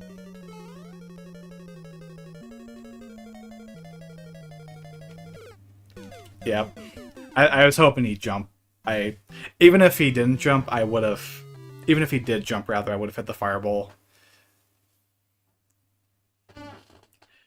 Alright, well, there's also Pikachu's Adventure for the Wii. Yeah, to be fair. Depends if you call the Switch a handheld. I'd say it's a home console with handheld abilities. Yeah, I always lean towards treating the Nintendo Switch like a home console. Namely, because of its power level. But also, Nintendo markets the Switch as a handheld that you can take on the go. Like, if you watch the original Nintendo Switch overview trailer on their YouTube page, they literally call it a home console. and they're like, oh, you connect it to the TV to play games. It's like, I mean, technically yes, but it's also a handheld. The battery certainly isn't portable.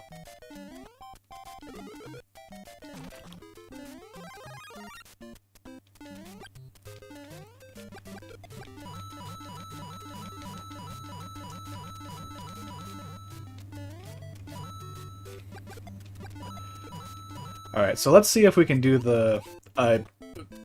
we can do that. Oh my god. I'm a gamer? I'm a gamer right now? The idea was so smart even Steam stole the idea? I mean, like... Well, I don't have a Steam Deck, so I can't say for certain, but, like... I'm glad it exists. It's something that I want. Like, I do genuinely want to get a Steam Deck. I wouldn't say they stole the idea per se, but like I get you're probably exaggerating, to be fair. So I'm gonna shut my mouth. But I do want a Steam Deck, I really do. Let me kill these guys real quick. It also depends if you want to be pedantic. Super Nintendo had a Game Boy game player. That is true. You could play the old school Game Boy games on the Super Nintendo. But that was like an accessory. It wasn't really like a dedicated game console. Even though it kind of functioned like one.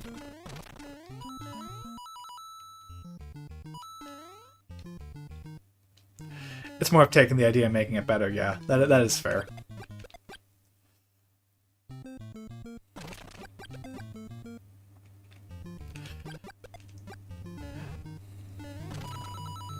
I mean, Valve has the benefit of, like, you know, releasing their console in, like, I think, what was it, like, 2021, 2022? That's when the Steam Deck came out. Like, obviously the Steam Deck is going to have, you know, higher specs. Alright, so... I am going to create a suspend point here, so that we can try and do this. And Virtual Console exists? Yeah, that is true. Nope. Alright, so I think you gotta break this block.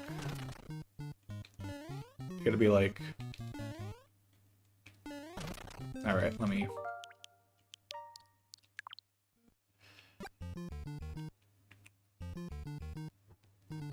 Never heard anyone say the Steam Deck is better in any category. I mean, like, in terms of specs, it definitely is a more powerful system. There's no denying that.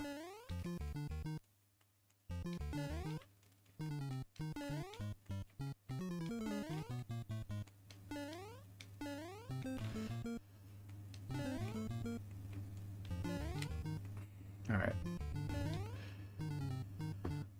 It's more powerful. Yeah, and, like, you get the benefits of, like... You obviously get the benefits of PC gaming, like, you can, like, install your own operating system onto the thing. Oh, we did it! Oh no! Oh no! I did it once, but, like, the screen wasn't scrolled far enough. Can I do it again? Apparently that's the capture button.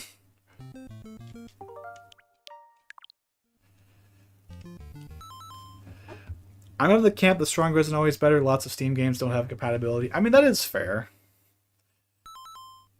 It is kind of a weird console in that regard, in that, like, you don't get access to the full Steam library. But, you know, the way that they have to make it work, it's understandable. Like, it runs on Linux, and most games are designed for Windows, so they have to use software solutions to get it to work properly. Plus, I'm a Nintendo fanboy, biased through. Yeah, that is fair. Like, it is kind of. I've admitted, like, I've kind of, like, I don't like people who, like, talk about the Steam Deck and, like, in the sense that, oh, it's the Switch killer. Like no, it isn't. Like it might objectively be better than a Switch in a lot of regards, but like, in no way is it gonna get people to, like, flock over to it compared to the Nintendo Switch. Like, I think we have to be, like, realistic when we're talking about this sort of thing. I can't believe I've got this one time, and now I just can't do it again. I don't even know how you're supposed to do it. Plus, some games cause people to rebuy them if it's Steam Deck compatible version, same game with a special badge. I've never heard anything about that. Try not breaking the other blocks whenever I do it. I don't? Okay. I'll try that the next time. Okay, I guess the next time is right now.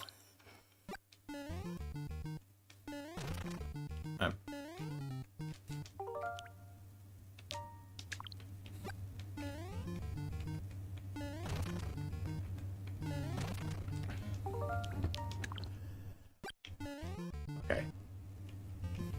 Jump.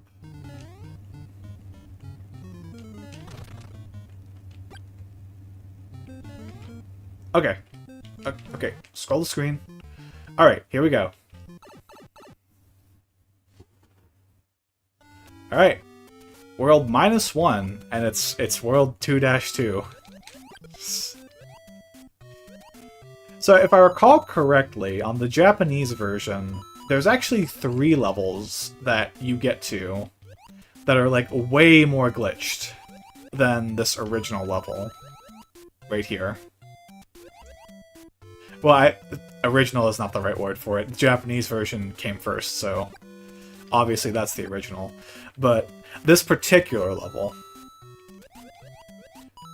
Meanwhile, Stadia existed. Yeah.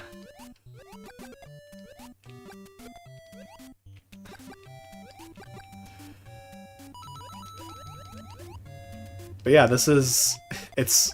I'd love to know, like, what the technical reason is for, like, why... going into that warp pipe. I guess maybe there's like a flag or something in the game that like doesn't get checked or something. And oh boy, we made it to the end of the level. And then you just do the whole thing all over again. And Mario like disappears for a few seconds.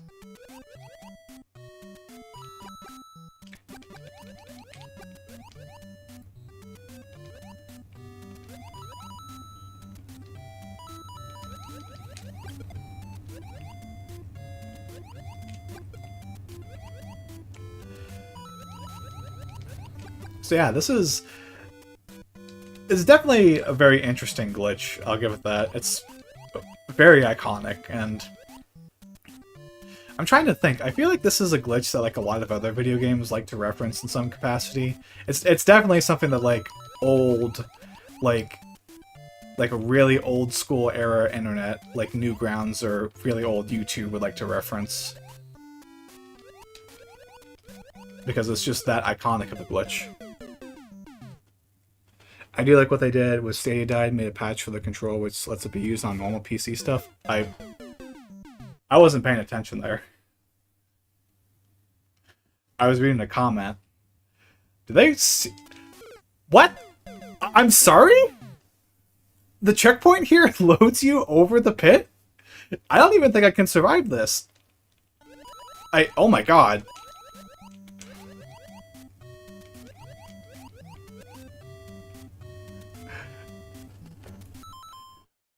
Okay, so that's a thing. I did not know that. When you get to the welcome to the warp zone, it loads zone buffers for the pipes. Without loading it properly, it sends you to a null area. Huh. Interesting.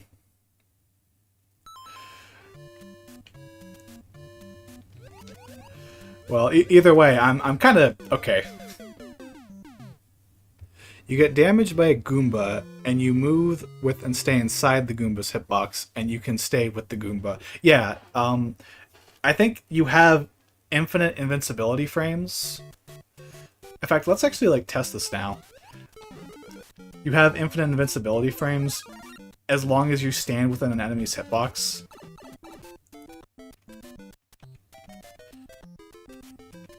Yeah.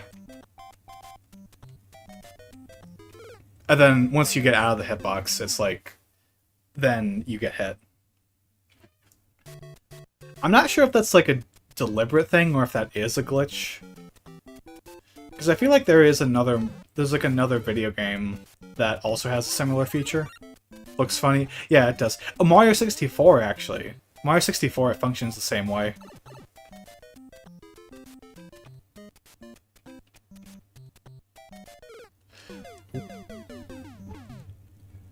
Sends you to a random part of the cartridge. The Japanese Famicom cart uses different info format, which is why its glitch goes elsewhere.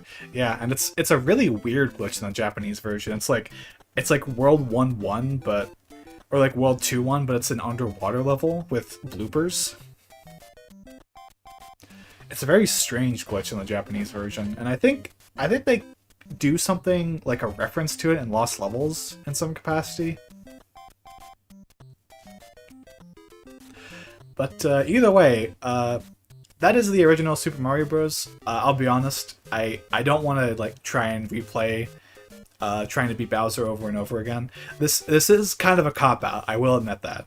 Like, this is like the one Mario game in the grand scheme of Mario games where I'm not compelled to really go and beat it. What are you streaming next? Well, I figured, since we're already here in the NES Online app, and since I want to do a bunch of Mario games, why don't, for a very short time, why don't we play the original Mario Bros? We're only going to be on here for like, maybe like 20 minutes. Could get to him make a save state? True. Should I do that? Hey chat, should I do that? Maybe I can do that after Mario Bros. Let me know. But yeah, why don't we play this for like a few minutes?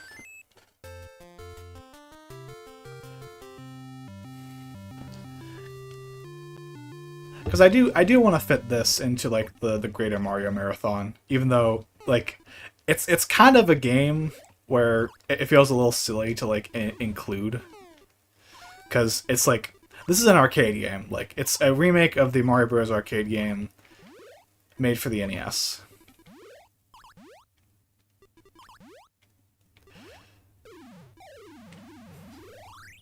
The fact Mario Bros. Is on Atari is funny. Yeah, that is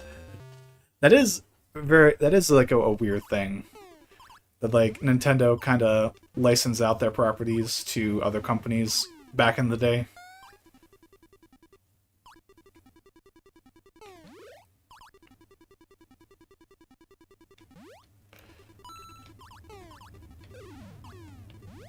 Also, you cannot jump on these turtles. Depends if you want the authenticity of beating him. If a showcase is the point, then I wouldn't. Yeah, I'm not really sure. Like, obviously, when I get to like Mario 3 and Mario World, I'm 100% confident I will be able to beat those games. Oh man, it's Blue Koopa. He's going so fast.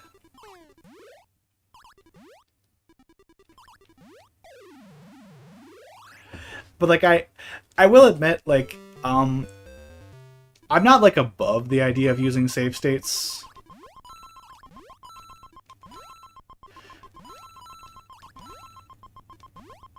Mario World has the best credit song? Yeah, it's really good piece.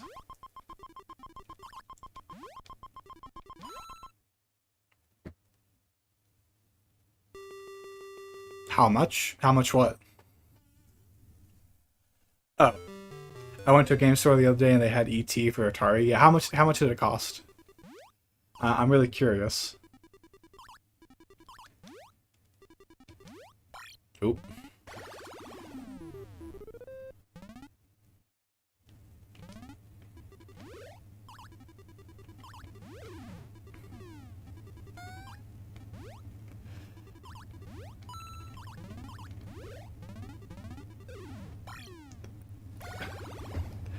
$10? Alright.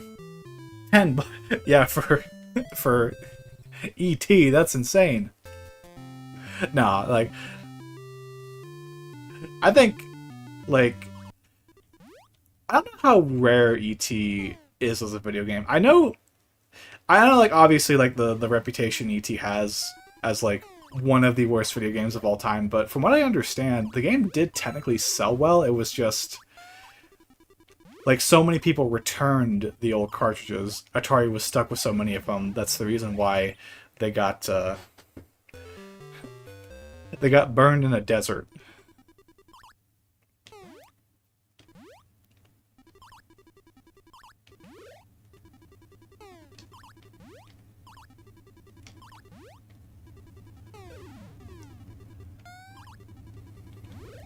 Also, if you thought that it was really hard to land jumps in the original, or rather in Super Mario Bros., like in this game, it is so much worse. Like it's a fun little arcade game, but it feels really awkward to control.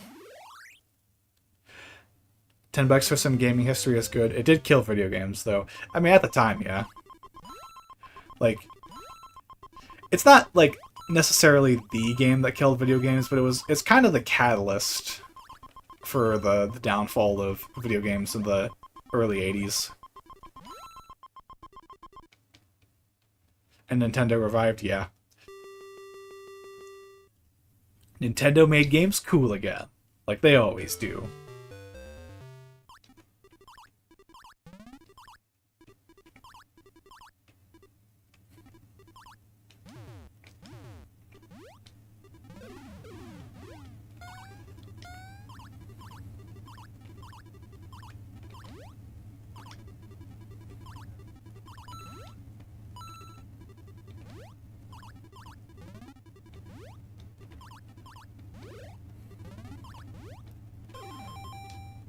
Oh, ooh, okay.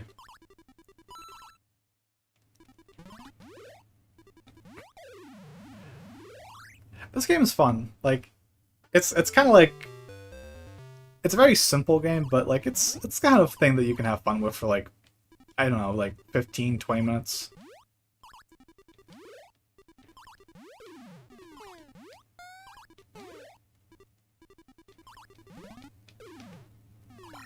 Oh, oh god.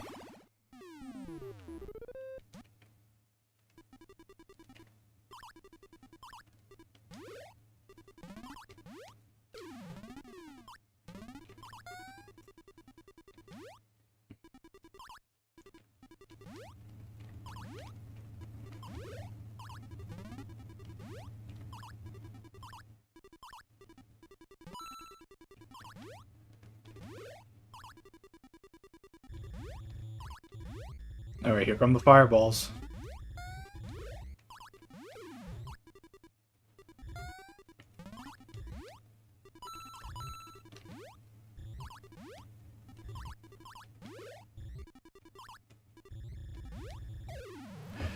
I think it sold, but was so low quality there was an outrage and raised a topic whether video games were a scam. Yeah, yeah, it's a very confusing game at the time. Oh god, these guys make really annoying noises.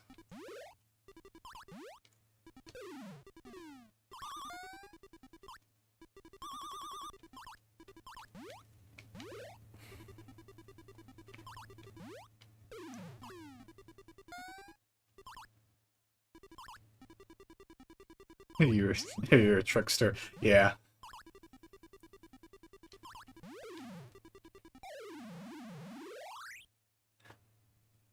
I'm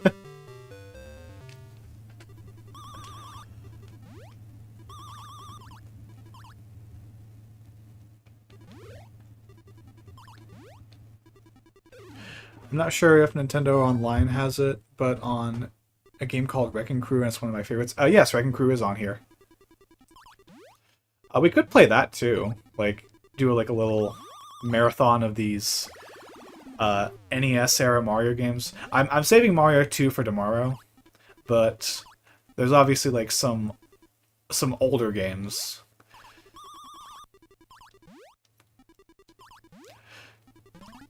I'm not too familiar with Wrecking Crew though. I have played it a little bit.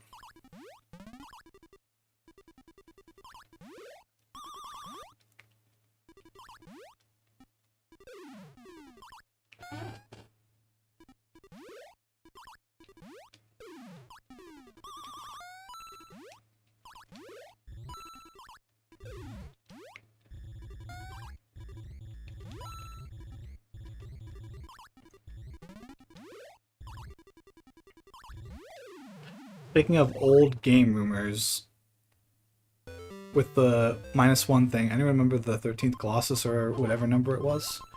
13th Colossus? Is that a Shadow of the Colossus thing?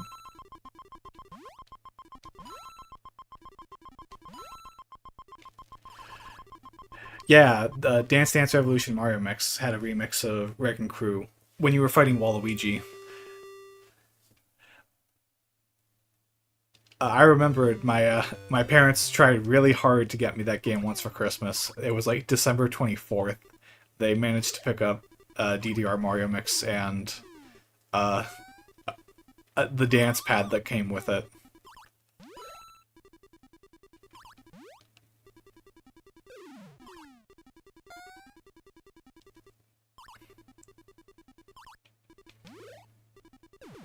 What's oh, I guess that's slippery now.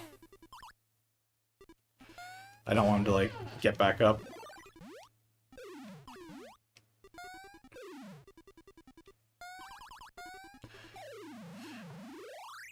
From Shadow of the Colossus. If you got all the power-ups and went to the top of the shrine, there's a hidden Colossus. That was the rumor. Huh. I never heard about that rumor. I've also not played Shadow of the Colossus, so I'm not like too familiar with it. That's another game that I would love to stream at some point, but I also don't have it. You were supposed to turn around!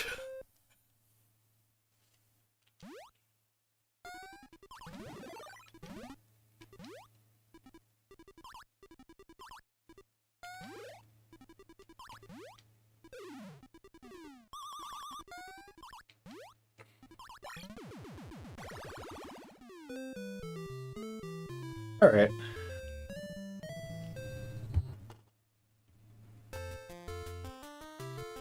It's one of Sony's favorites given how much they remake it. Yeah, it was...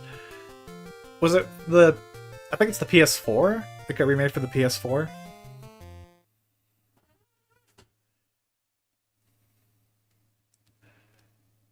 But how about we also do Wrecking Crew for a little bit?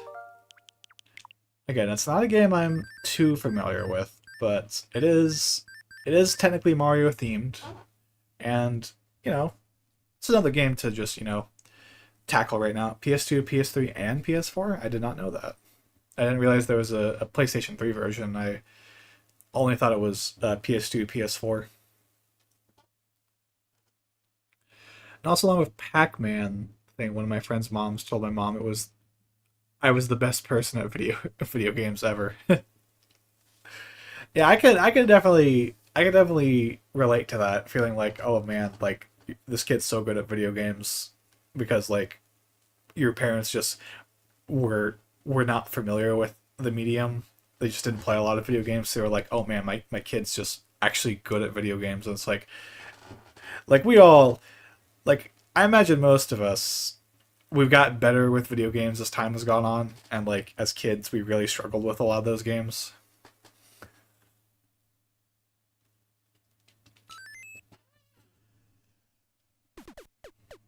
Design. Oh, can you make levels in this game?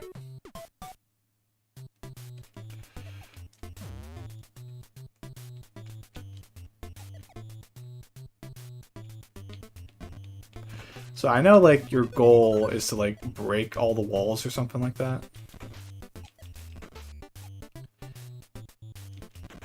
You like break the ladders too.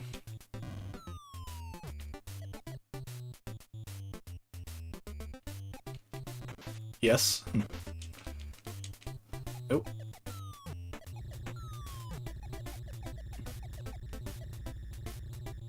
Oh, and look, the fireballs from the original Mario Bros.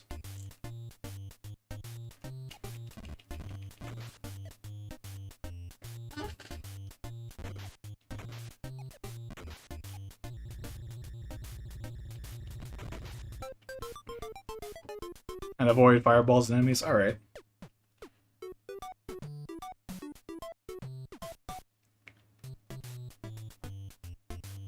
What are those eggplants? What? Little eggplant guys?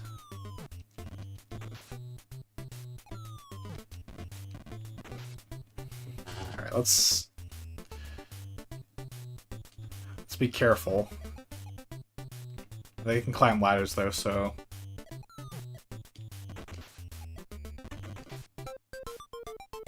Alright. Wasn't this the first time he got named Mario? I don't know. I guess I could We can look at the manual real quick. Eggplants from Kid Icarus? Yeah, that's what I was thinking, is that they kind of remind me of Kid Icarus.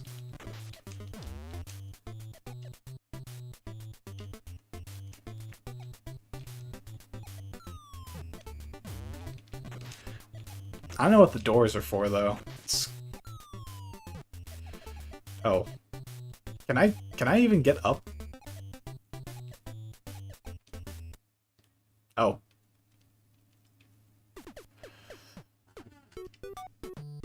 Okay.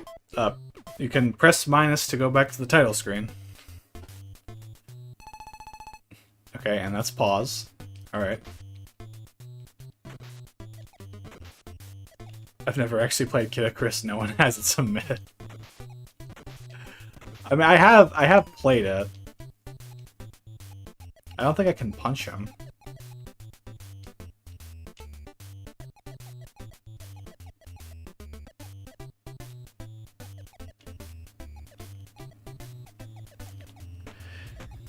Okay, is there a jump button? Am I able to even get back up? Because A and B seem to do the exact same thing.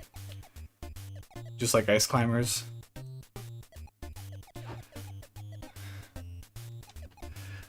The game is so bad. No punching. Okay, so am I just stuck then? Because I'll be honest, I really don't know anything about Wrecking Crew, so if I touch this guy, okay, I die. There's a special way you have to do it? Okay. Oh,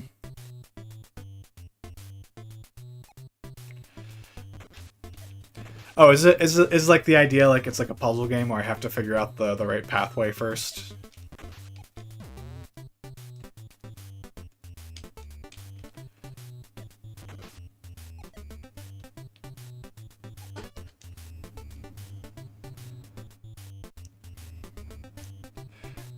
Break those and go to the other side. On the top row, go through the screen edge to get to the other side. Wait, oh.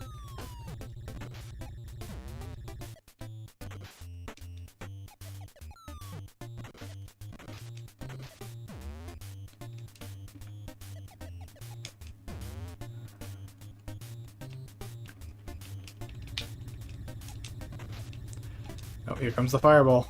Oh god.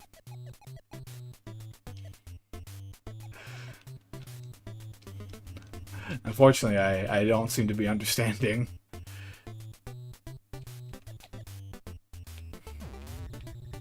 I don't seem to be understanding the advice that's being given to me.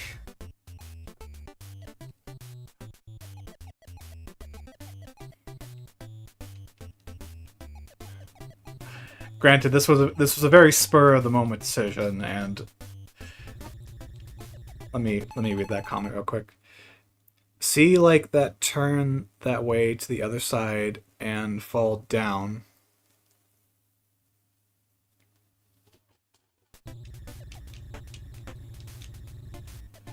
I'm not sure I understand. Does this door even do anything?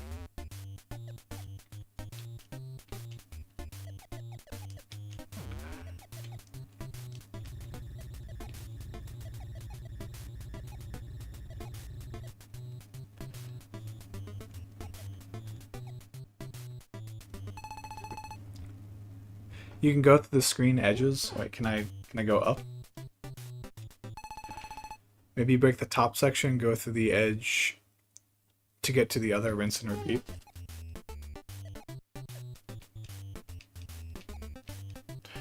Yeah, but I feel like I just fall on this area. Like, if I go all the way back to the top... You did it at the top? Okay, so maybe I'm... Okay, I think I get it. So if I go here, I can loop back here.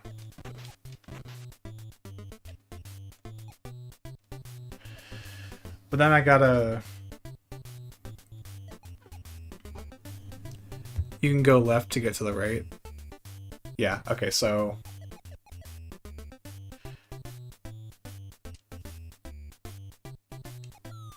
Okay, so if I...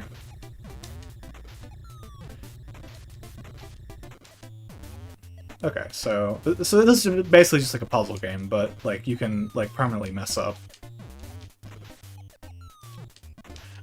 So what's the purpose of the doors then? Do they give you like bonus points or something?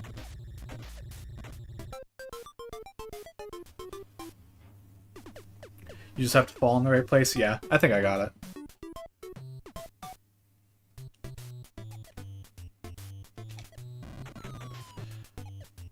Oh boy.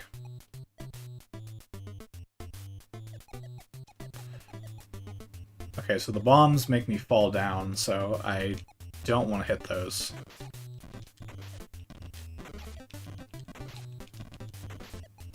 Bad guys go through doors? Okay. Alright, so bad guys go through doors.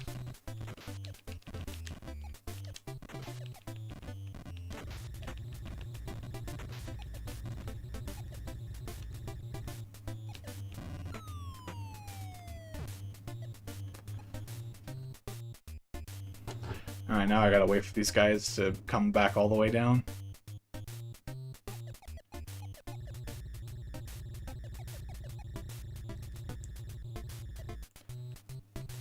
Yeah, this game's too good for coins. Instead we got very cartoonish bombs and whatever these guys are. These are some... Imagine this game with microtransactions. Yeah, I've always thought about like what if Nintendo ever did do like NES games, but like you play like the original Mario Bros. And you're like, oh, you ran out of lives. I guess you gotta like pay money to. You gotta like pay like $5 or watch an ad to start over. Bonus stage. Go find the coin. Oh, never mind. Who's this guy? It was over here, right? Sweet. Oh, hey, he is Mario. Alright. Mario found the coin. Emmett Coins is in an arcade. Oh, right. Arcade games. Yeah, that makes sense.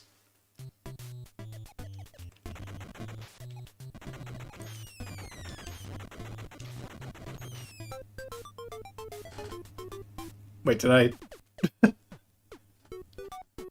Here's the Dr. Waluigi song. Okay, I should be careful about that. I need to use these ladders actually to get all the doors.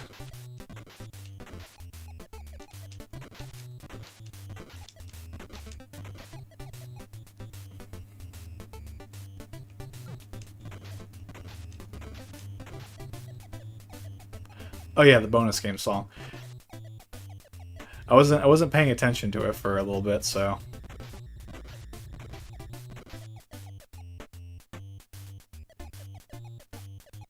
Alright, let's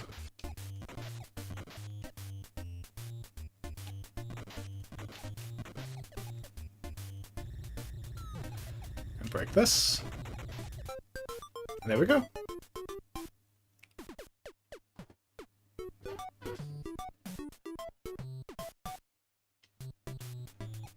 Who's this? Oh, what? I'm sorry. That was rude of him.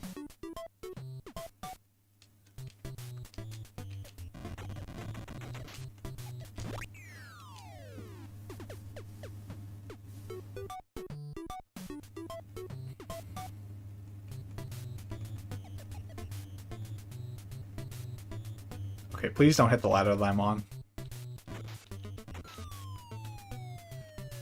Oh, am I? Yeah. There's doors at the top.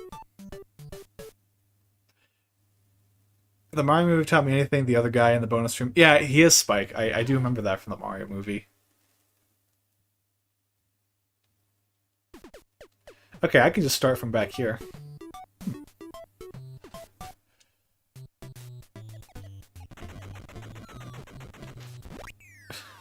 This... This stage is evil. Okay, so should I just gun at them?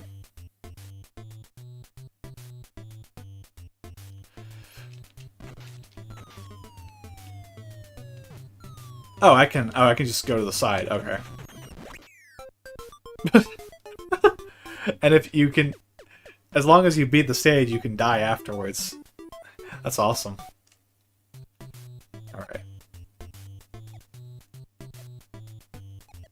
Oh god.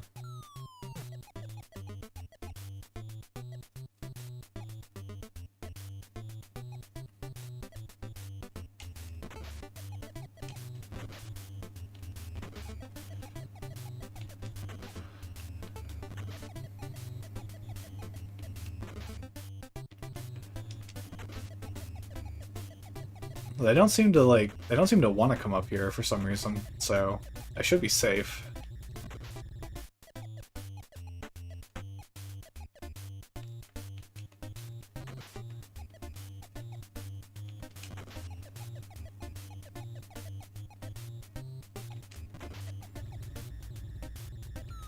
Alright.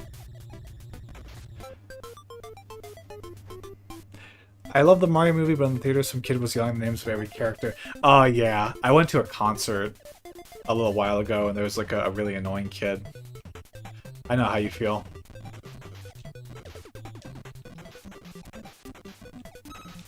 Oh, the coin's random. Okay.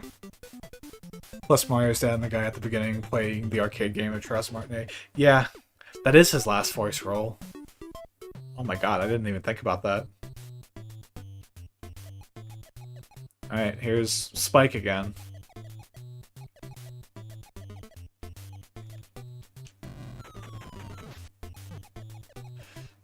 Oh, I shouldn't have done that. Now I'm stuck. I can't win.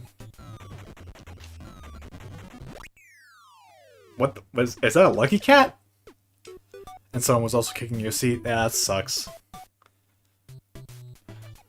Okay, so I need to get up. Alright, well fine, be that way. I can't tell if he's trying to help me or kill me.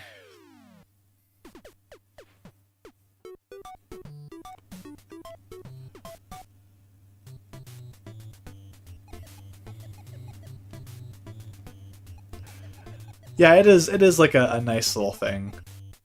Like I wouldn't exactly call it like a passing of the torch moment. Oh, I'm stuck in the barrel.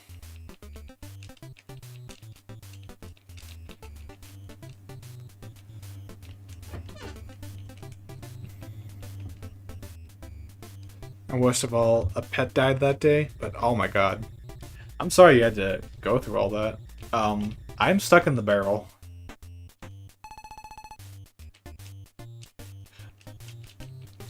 Is there a way out of here? Am I just stuck here for all eternity?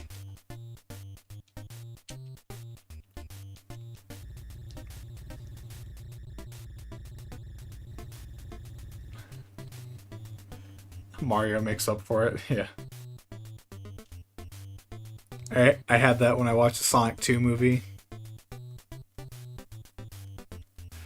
Pointing out Easter eggs, yet didn't recognize the Death Egg Robo at the end. Kind of silly. Yeah, I actually went and saw the Sonic the Hedgehog 3 in theaters, and my friends were pointing out references during the movie as well. But they were also, one of them was like very confident that like the scene where the laser from the Eclipse cannon breaks the moon was a Snap Cube reference, and I was like, oh my god, really? Armando, hi there. How you doing today? Spike is having fun. Yeah, I'm glad he's here. Like, you know, having a fun time. But am I really stuck? Am I just not able to do anything from this barrel? I mean, I know I can. Oh no. Did I mess up, Tripper? I mean, I can always just like do this. So I'm not actually stuck.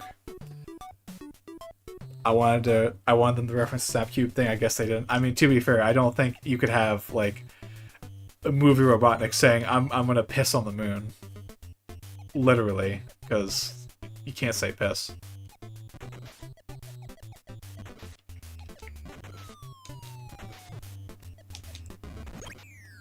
Oh, I still died.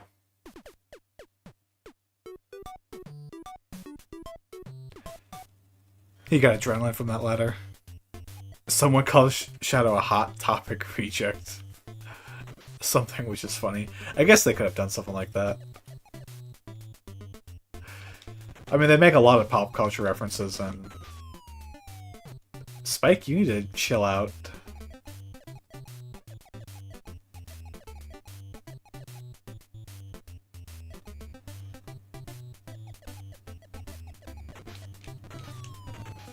Alright, I can hit him too. No.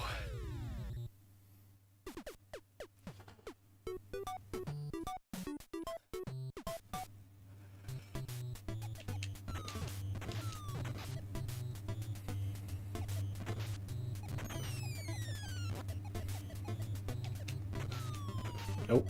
Careful.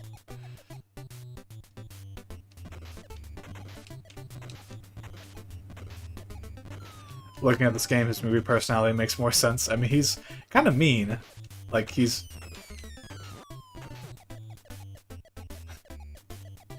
I can't tell if he's, like, malicious or just incompetent. Oh, okay, I thought I was dead there. Okay.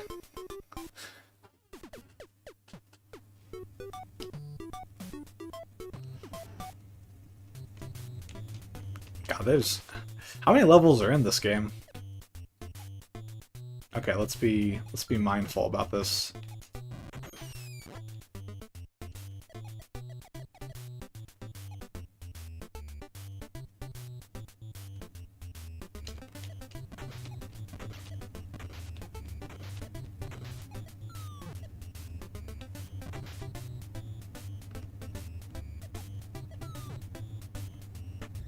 How do I even...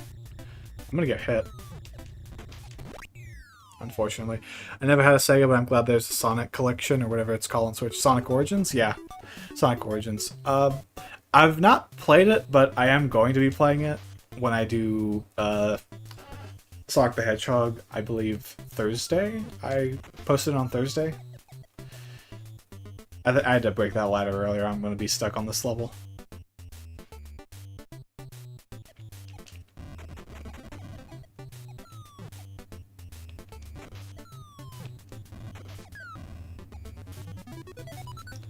Yeah, that's a lucky cat. Also, I am... Oh, I guess I can fall here, but...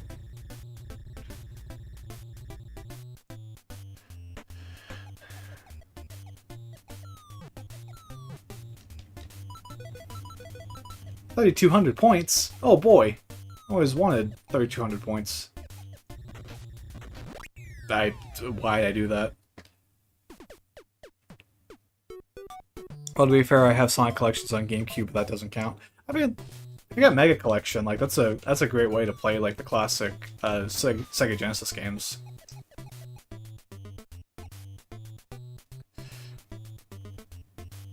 I heard Sonic Prime is good. I just refuse to pay Amazon for like 3 TV shows. Fair. I've not seen the show myself, so I wouldn't be able to say for sure. But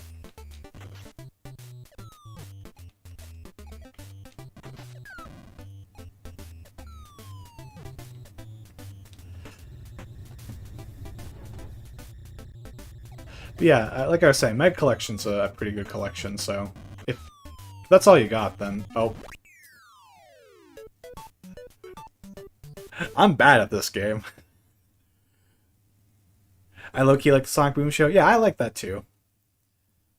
It's been a while since I've seen it, but I remember, like, Sonic Boom was, like, the last television show that I really watched. Like, it was 2014, and that was pretty much when I just stopped watching TV altogether.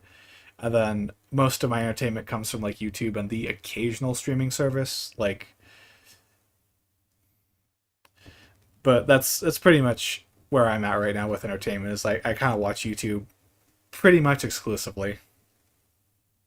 Which I mean, you technically can watch a lot of cartoon shows on YouTube, uh, if you know the right places to look. But I tend not to.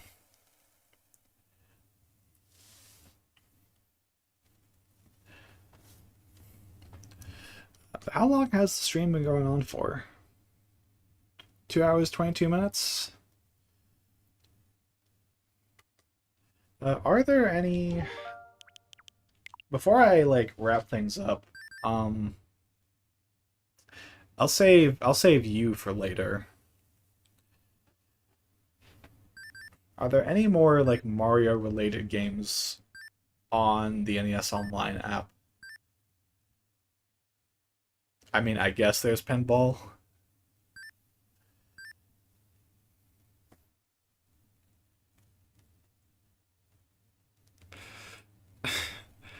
That's why you need to find the biggest one in the yard and beat them up. Knuckles, that's Knuckles, that's prison. Not if you don't let it be. I remember when I was a kid, my brother wanted to do karaoke and he wanted to sing the Back to the Future song. They didn't have the song or whatever they used, so they set him up with a random song that he didn't know. That's just mean. You can't do that to the poor little kid like that.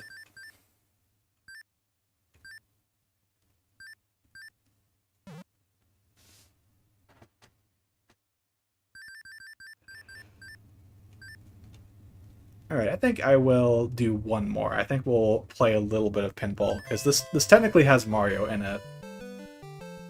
Oh wait, this is wrong. This is just normal. This is just normal pinball. What's going on? He just mumbled the whole thing. Yeah, that's what I would have done.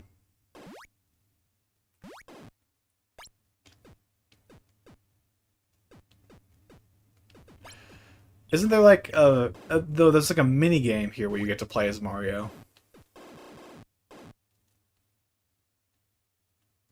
The Rick Astley song. He got reverse Rick rolled. Okay. Yeah, for a pinball game.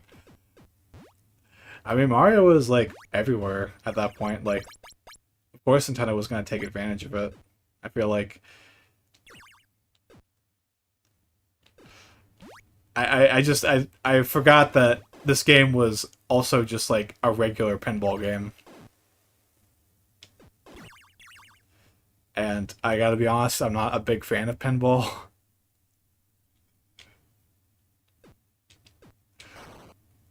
I okay.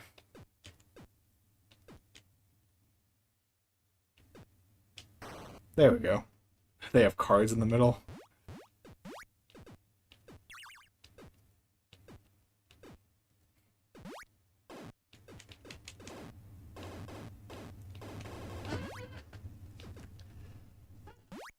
I was like, it's like Balatro! Guys, it's like Balatro, they have cards! It's a jack of spades, I get 10 chips for it! Best level in Sonic Adventure and the worst one in Heroes. Yeah. Was it Casino Park? Oh my god, why like Balatros everywhere. Alright, I'm not actually gonna like stick around and play pinball. I'm not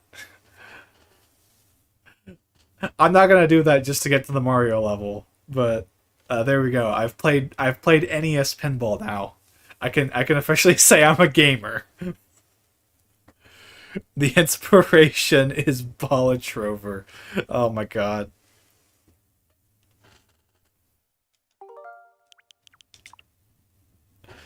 Yeah, I know there's NES Open Tournament that does technically have Mario in it, but one I would classify that probably more in the Mario Sports category, but also I've tried playing NES Open, and I don't know how to play it. Totally didn't steal that. Yeah, the game name over joke will never get old in this channel. That could be like our running gag. I'm totally cool with that. Hi, Evan. I was about to fall asleep, then I heard Balatro sleeper agent activation. You're not a gamer if you haven't played NES Wheel of Fortune. Oh my god. Could you do Yoshi's Cookie? Yeah, why not? We'll do Yoshi's Cookie. Wait. Ah, dang it. They don't have Yoshi's Cookie. They have Yoshi. Is Yoshi a valid substitute?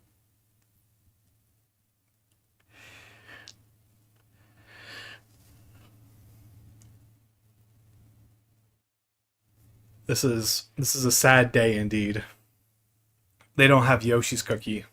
Isn't it just called Yoshi? No, Yoshi is a different puzzle game. If I boot this up, I oh my god, that audio is terrible. Yeah, no, this is not Yoshi's Cookie. Yoshi's Cookie in Japanese. Is this Japanese? This is the NES Japanese one. Have I guess it's Famicom.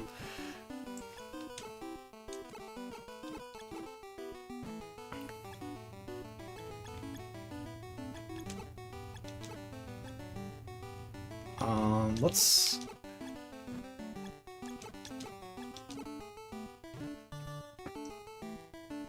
Is Dr. Mario here? Oh yeah, Dr. Mario. I guess we'll do like a marathon of like NES games that are Mario adjacent. But yeah, Dr. Mario is here.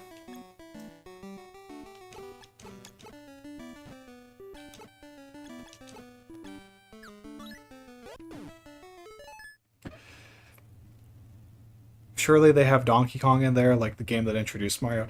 Yeah, but I was thinking of saving Donkey Kong for a Donkey Kong specific marathon. And I feel it'd be fitting, even if I don't do like the full marathon, because there's like 4 Donkey Kong games on the NES.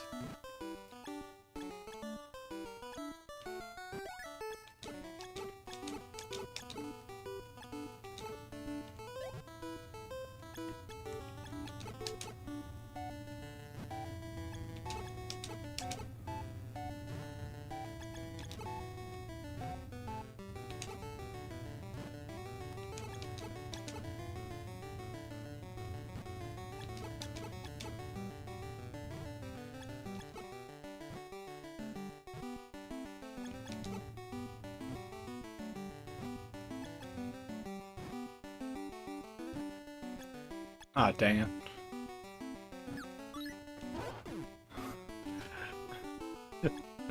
You're doing a Donkey Kong week. I mean, I'll definitely like do Donkey Kong at some point. Ah, dang it! I shouldn't have done that. Let me pause real quick because chat kind of got a little crazy there. Just turn this into short Mario one-offs. I could change the title, but I'm kind of. I guess I'll do that real quick because it'll make more sense for like the stream if people watch in retrospect. All right, short Mario one-offs.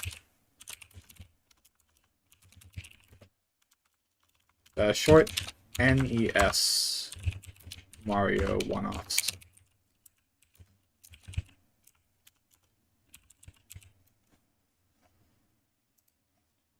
Plus Super Mario Bros. Okay, and we can keep the old thumbnail. Oh, now I'm hyped. You're doing a Donkey Kong week. Yeah. Like I said, I already read that comment, but yeah, I will do Donkey Kong at some point. Namely, I do want to do the NES games and the Donkey Kong Country trilogy on the SNES. I went to a pawn shop, but I didn't know the price of Wario's Woods complete in box, so they gave it to me for $20. Sadly, yeah, I don't have Donkey Konga, and the title says the platformers of this week, not necessarily today, but buyer beware. Mario's Humble Beginnings. Dude, I have to be there to watch them. I could plan it for next week. I could like I will say I've kind of bitten off a little more than I can chew because I do want to like actually finish games like Celeste and Ukulele and Psychonauts. But I also they're not going to be able to be done in one sitting.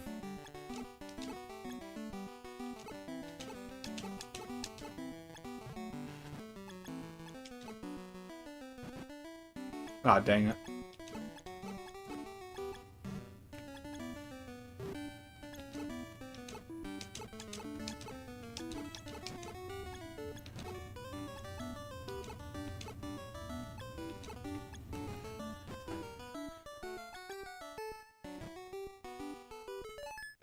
And they had another complete inbox SNES game that didn't have a price either, so they just gave it to me for free.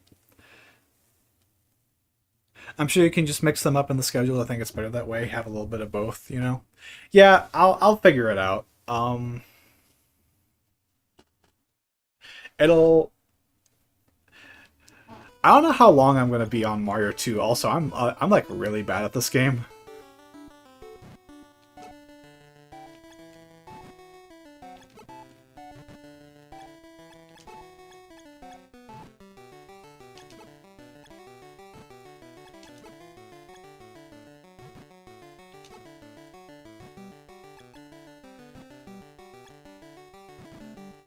Oh my god.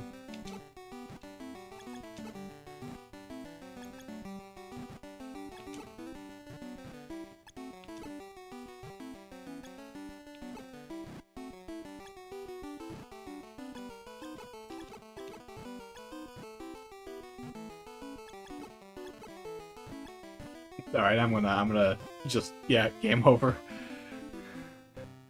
My local pawn shop has manga for 20 bucks each. Normally they're 13 bucks. Yeah, that is crazy.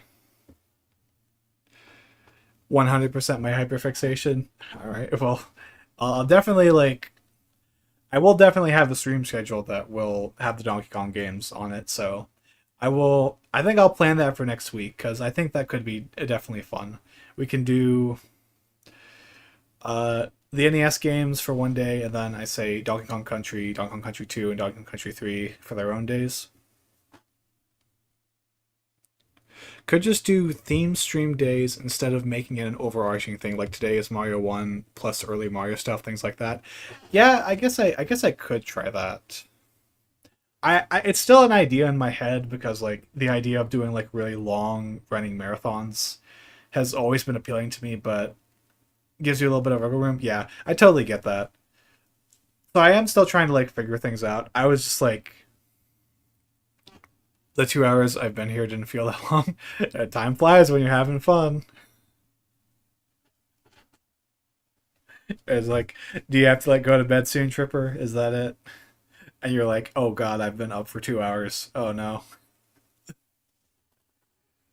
But yeah, time flies when you're having fun. Yeah. Um, but yeah, I'll definitely figure things out. I think we could do Donkey Kong, do the country games, and then do a second episode for Celeste, Ukulele, and Psychonauts next week. Assuming that I don't get any of my Discord friends to like tag along and play like Splatoon or something. I should probably go to bed. All right, you have a good night.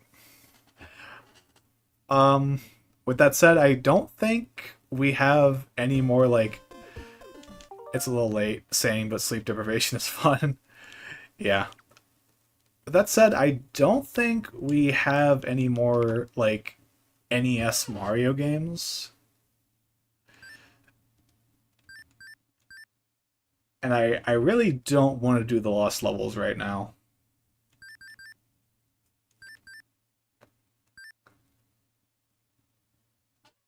Oh yeah, Dr. Mario. Dr. Mario.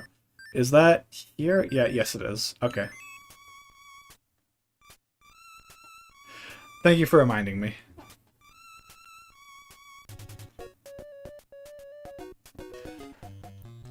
Okay, so I will admit I have notification on, so I'll be on your next stream. Alright. Glad to hear that. I really appreciate it.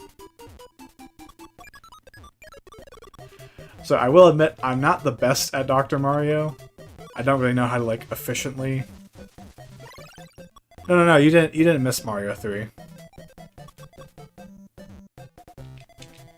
I only played the original Mario Bros. For the platformers. It just so happened that like we kinda derailed the stream a little bit and started playing a bunch of the other NES Mario games. The main theme for this game always makes you feel uneasy, like the title screen one, the one that goes da na na na da da na na. Yeah, it is a very weird theme. Oh god.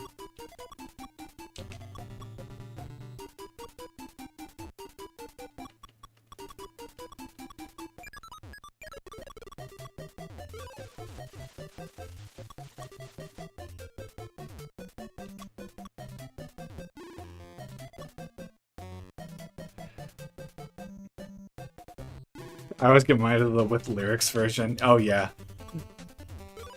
That's also classic internet. I do like that version, the one with lyrics.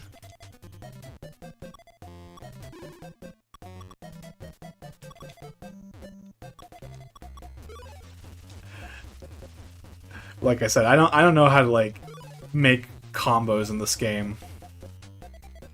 I just kind of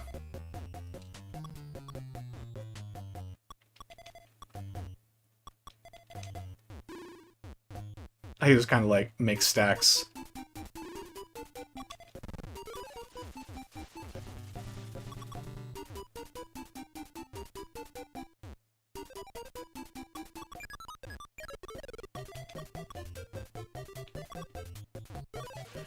Oop.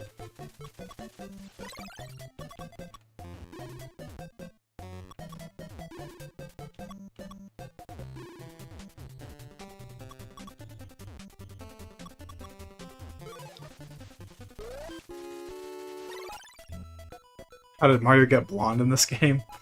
He just dyed his hair. He's having a midlife crisis, alright? Leave the guy alone. Mario 3 is my favorite 2D Mario pre-New Super. Alright. Super Mario... Ooh. Now that's a hot take. Hey, you can admit you like Super Mario Bros. 3, but at least admit when you're wrong. Joking, of course. We're gonna... Evan, we're gonna have a battle in the Discord.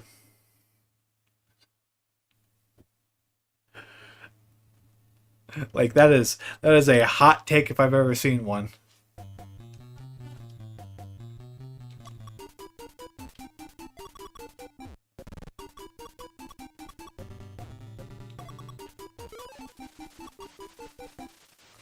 Alright, this is the part of the game where I'm like, I don't even know how to like efficiently do all this stuff. I can get these viruses here, but... Oh.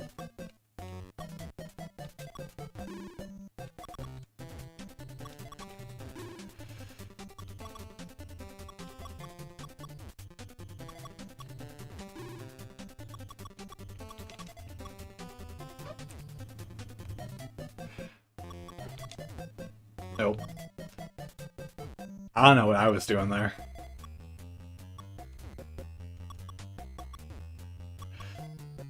Oh god, here's where everything goes wrong.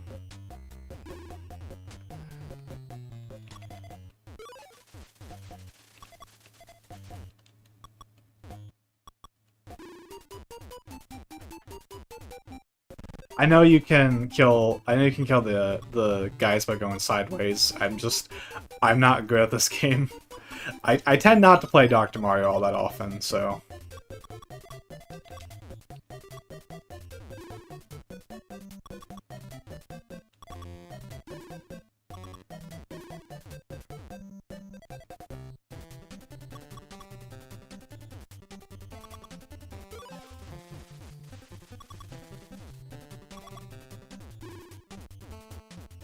At least I can get this guy.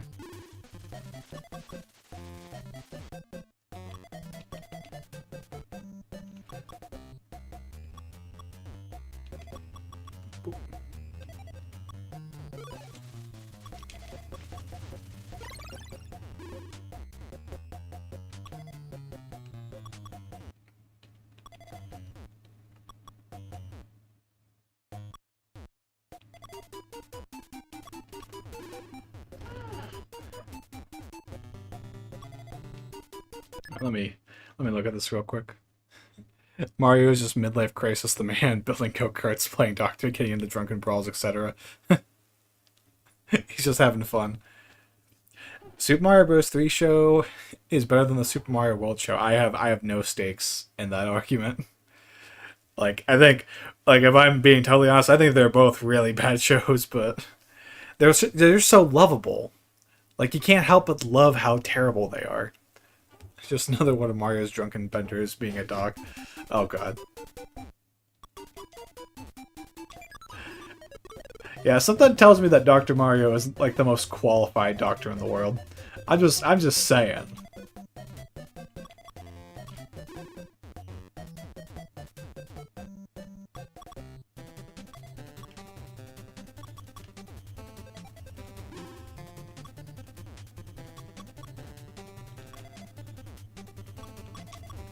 Ah, dang it. Oh no. I don't know if I can even, like, clear this now.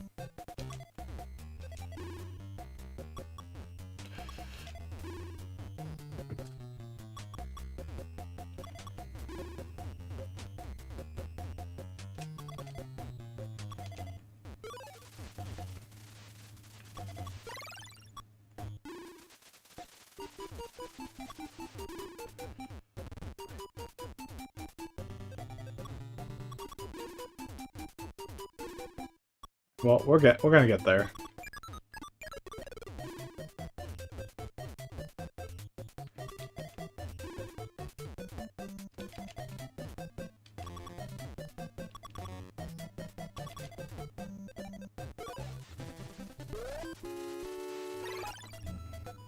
Yeah, I don't remember what the name of the mobile game was, but they made pretty much everyone. I remember there's like 3 Goombas in a trench coat was a doctor, and I'm like, that's like the best idea ever. Genuinely.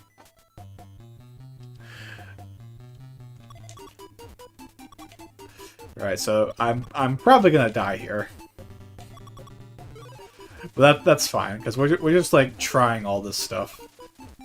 It's nice to try new things. Except I have played this game before.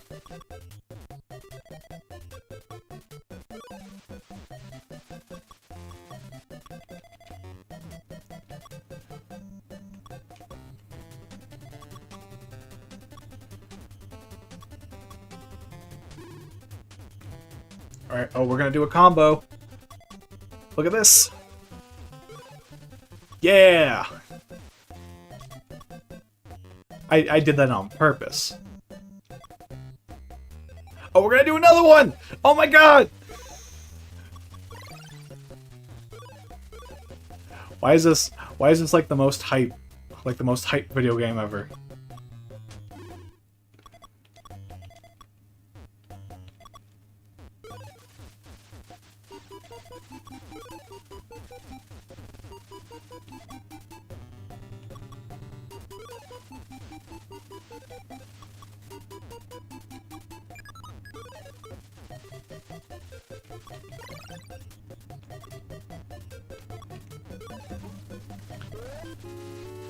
Dr. Mario Miracle Cure brought us such joyous characters like... Oh, that was the 3DS. Yeah, Goomba Stack was the mobile game. I don't know what it was called. 2 is when they started being good at making Mario games, took the day off for 3, then returned for go-karting. That's why I quit Dr. Mario. The tryhards made it literally unplayable. Dr. Mario World, that's the name of the game, yeah. I never played Dr. Mario World. I believe the game's not available anymore, if I recall correctly. So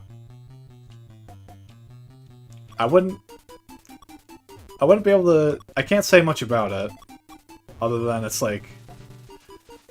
Dr. Mario's never really been my thing. I've always been like way more of a Tetris guy.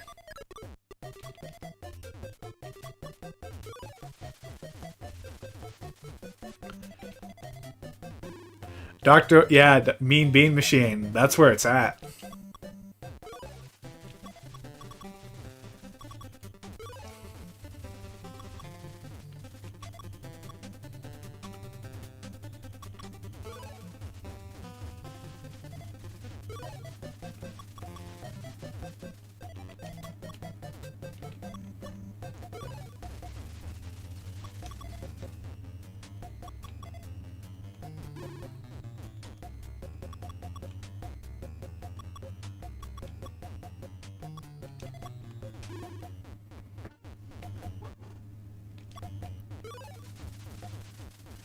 I believe Mean Bean Machine is on the Genesis Online.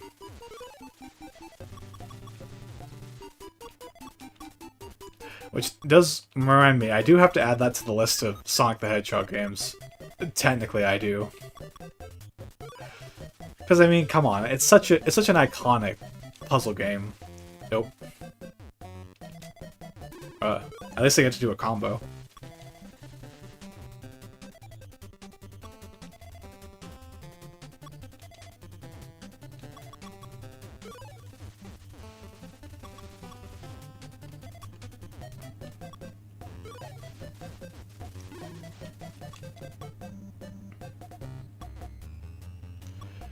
I'm gonna try and slide this one in. There we go. No, but I gotta clear this guy out over here.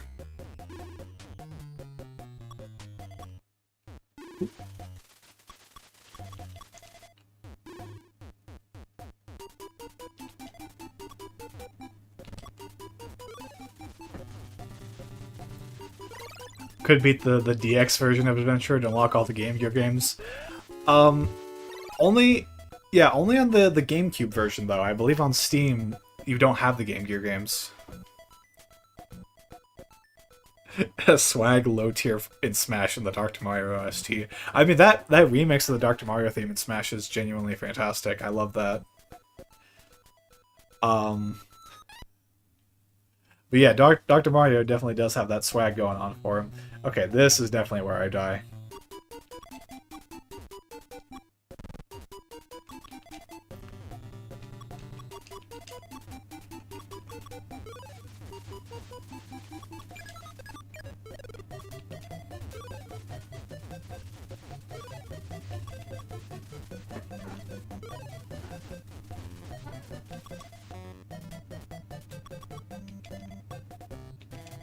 Ah, dang it.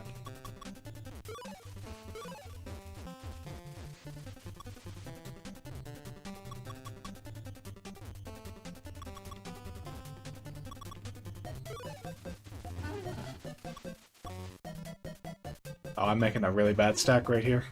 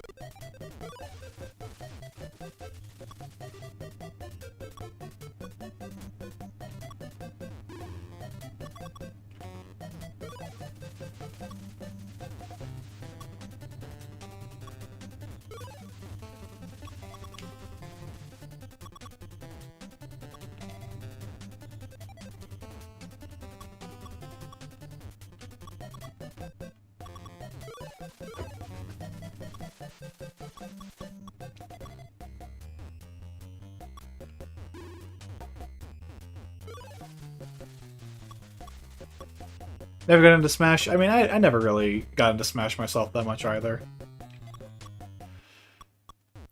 Like, my brother is a big Super Smash Bros. Guy.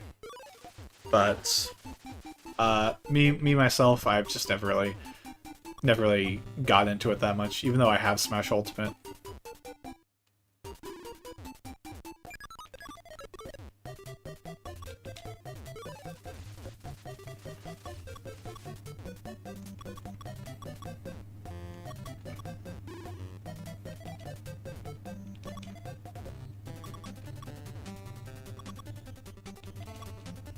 Oh, dang it. We're gonna be here a while. Oh, this is a problem.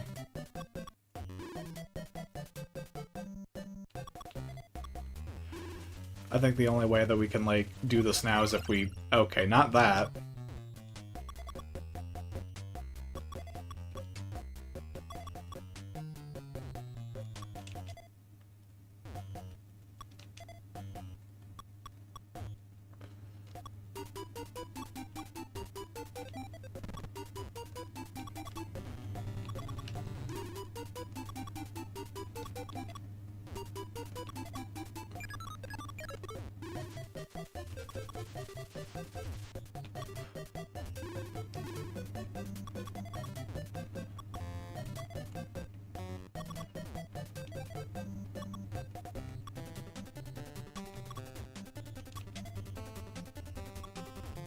Oh, that's...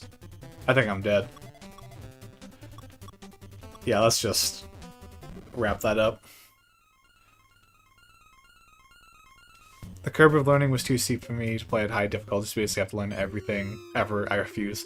I mean, I do get that sometimes. I'll admit, like, I've gotten my butt kicked by Uh, oh man, this music is creepy. But come on, Black Sonata. Say the line, Bart.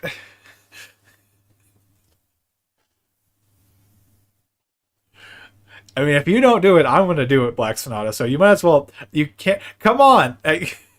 It's Mario over. It's Doctor Mario over. Thank you, thank you. That'll be Hero a week, folks. How far did we get? Top score 19,000. All right, I beat the top score. If I recall correctly, you can set the difficulty to like 20, set the speed to high, and do that. Oh god, what is this? Oh god. I twice in a single stream is too much to me. I'll scrape the bottom of the barrel.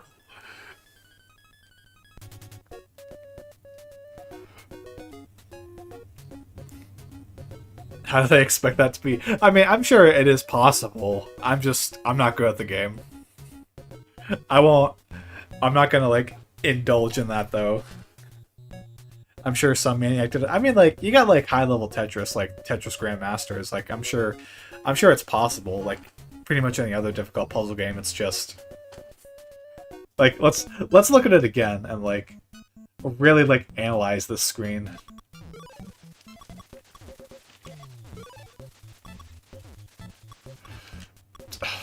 Oh my god. I was sort of doing well for like a few seconds, but I'm not, like I said, I'm not good at Dr. Mario, but I'm glad we went through this. I guess we can listen to music for a little bit.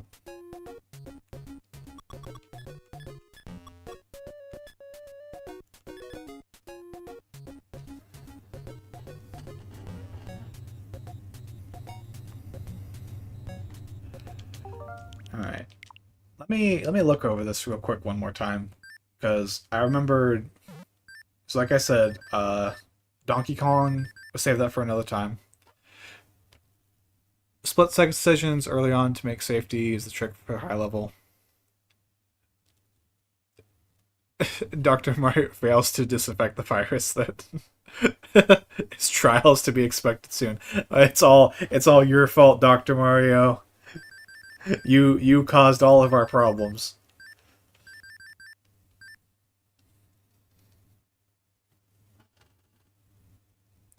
That collection has ghosts and goblins. Oh yeah, you got ghosts and goblins here too. If I ever do play Ghosts and Goblins, I will be using save states very liberally. There's no way I'm playing Ghosts and Goblins totally legit.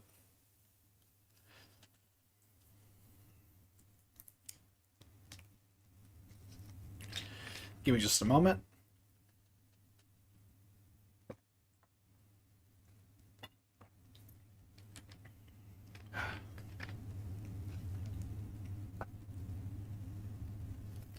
Good music, but hurts the soul. It's bad for your soul. It's not good for your soul. It's bad for it. Let's see. You got Gradius in here. Got Ice Hockey, Kirby. Good old classic Kirby. Got Mappy. That's a pretty obscure one. Yeah, and NES Open. And is that?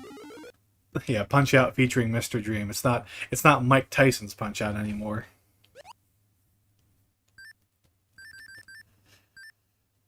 Solomon's Key, Dodgeball, Tecmo Bowl. I guess you got Tetris in here. Tetris is pretty awesome.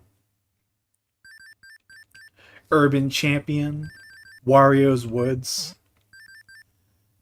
But yeah, that's it for all the NES Mario games. Or at least the obscure ones. Like, I'll do Mario 2, I'll do Mario 3, and Lost Levels in their own streams. And Mario 2 will be tomorrow, the US version.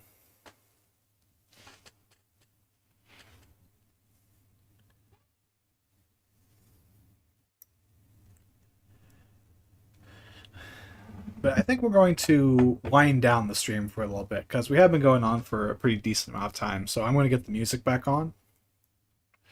Oh, what the? That's not right. My screen's all glitched up. Let me just do this again. Okay.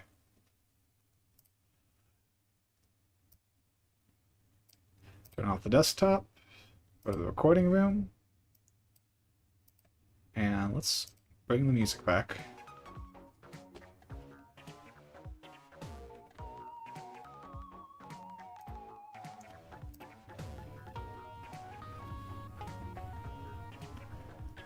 And we only dropped 25 frames. Awesome. That's how you know it was a good stream, when you don't drop nearly as many frames.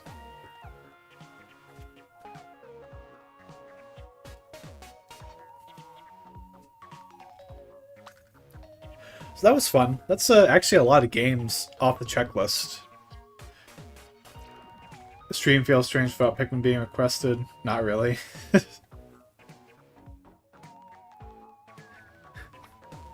I mean, it does feel a little bit, but I'm also don't don't say this out loud, but I'm kind of cool with it. I will do more Pikmin, and like I said, I'm kind of overloading myself a little bit with the games that I want to play, because obviously finishing Pikmin 2, that's fine, but Pikmin 3, I'm not sure when I'll get to Pikmin 3, because right now it's mostly platformers. And I kind of got a lot of like bigger games. I kind of wish I just did like, when I was making the stream schedule, I kind of wish I left out Psychonauts originally. I might change it, honestly. I'm not sure, but I'll figure that out pretty soon. Could just skip free, not missing much. Oh no, you can't do that to me. You can't do that to me. Canadian Egg, Pikmin 3 is my favorite game of all time.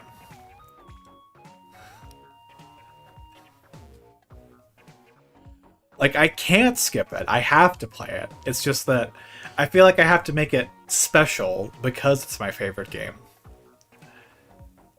I mentioned this with Soma, but like I wanna make sure that like when I go to play those games in particular, like there's at least something special to go on with it. Like, really? Yeah, really, totally, 100%. I'm being dead serious right now. Pikmin 3 is my favorite game of all time. What's it feel like being wrong? I don't know. I don't know. Why don't you look in the mirror and ask yourself that question? Yeah, I know you're joking. It's fine. I get it. Yeah, I don't play about Pikmin. I don't play. I am like the Pikmin guy in our friend group.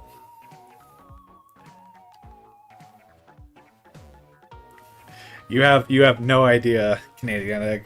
It's like, it's my thing, because like I said, I've started streaming pretty recently, and like Pikmin 2 was a game that I knew I wanted to stream more so than do like the little highlight reel I did for Pikmin 1.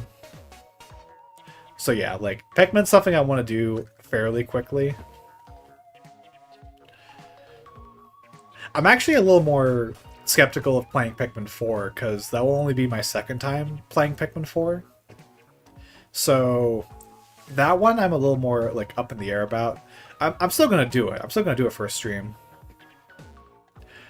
I like 3, feels like the black sheep though. I mean, if you prefer like 2 and 4, I can definitely understand that. Because I don't know, for me, like 3 just works. 3 just feels like the perfect Pikmin game in my eyes. Like it is admittedly, it probably is the easiest Pikmin game overall. Like, I don't know if that's a controversial statement to make. Pikmin 4 is definitely a fairly easy game, but it does borrow a lot of elements of Pikmin 2, which is the hardest, so it kind of evens out a little bit. But I would say like Pikmin 3 is generally one of the easier ones, but at the same time, Pikmin's core gameplay loop of trying to more efficiently do a run by spending less days on each save file, it kind of negates that sense of difficulty. I've never played a Pikmin game. You gotta play a Pikmin game, Evan. I highly recommend Pikmin 3. You got Pikmin 3 Deluxe on Switch. You can play the demo for Pikmin 3 Deluxe and the demo for Pikmin 4. So, like, I'd really highly recommend giving those demos a shot and seeing if you feel anything. Even with 1, 3 feels different, probably the best one, but I can't say it's my favorite, which is weird enough, weird choices. I mean, like, everyone's gonna have, like, different opinions on that. I can understand that. But like I said, 3 is still, like, definitively my favorite Pikmin game. Without a doubt in my mind. Oh, this is the wrong NES controller. Oop. Aren't 1 and 2 on Wii? They are. Pikmin 1 and 2 are on the Wii. They're also on Switch, which nowadays makes them more accessible. Yeah, 1 and 2 were both GameCube, but then they got re-released on the Wii. And then both those games got re-released on the Switch. Almost like it's too easy without the features of 4. Yeah, I can kind of understand that. But it's also like, I don't know, like, this is probably going to sound kind of weird, but like, Pikmin 3 is my favorite Pikmin game for reasons that I can't properly explain. It's just the one that I have the most fun with. Even if I can understand a lot of arguments that say like, oh, Pikmin 3 isn't like that great of a game, or it's not like that strong of a Pikmin game in particular, it's still like my go-to. Like, for some reason, that game just clicks with me in a way that I can't properly describe. Which I imagine for a lot of people, that's kind of how their favorite games work. Is like, just because it's your favorite doesn't mean it's like, oh, it's like objectively the best designed game ever. Excuse me, like the best designed game ever. It's short, which is nice. Any issues don't overstay. I kind of feel that way about Luigi's Mansion, like the original Luigi's Mansion, which is something I also want to play for the channel. It's like, Luigi's Mansion doesn't have like the most engaging gameplay to it. Like, you basically do the same thing over and over again when you're capturing ghosts. It's just, it's a very short game. Oh yeah, sure. Legally. I mean, you play them however you want. I'm not gonna debate against that. Admittedly, I have played games in completely legitimate manners. Wink wink, nudge nudge. But yeah. Like I said, I would still highly recommend trying out the Pikmin games at some point. And the Wii versions are good ones to play. Like, you get motion controls. Well, not like motion controls, you get pointer controls, which lets you aim where you want the Pikmin to go. So that's a very convenient feature. It's a very nice thing to have.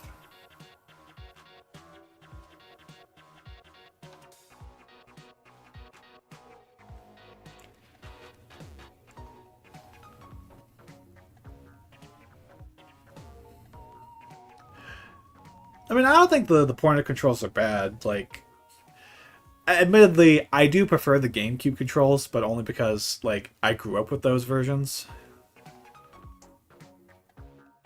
Well, they do technically sell them on the Switch. You can get the Switch versions of Pikmin 1 and 2. You can actually get the whole Pikmin franchise, except for Hey Pikmin, which I consider that a positive. And the Switch versions they're kind of like a compromise between the GameCube versions and the Wii versions, in that they kind of control like the GameCube versions, but they do have some motion controls on them.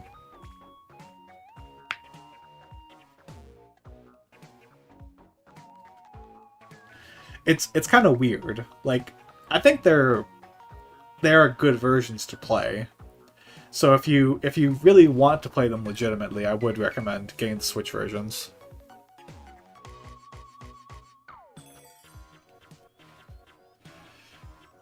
Speaking of pointer controls, quick tangent, I hate how almost every game on Switch has motion controls added.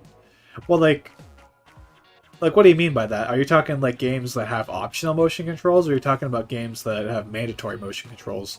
Because I totally get why games like Super Mario Party would bother some people. Some games like Portal make sense, but not for things like Assassin's Creed. I've never played the Switch version of Assassin's Creed. I do have Assassin's Creed 4 on Switch.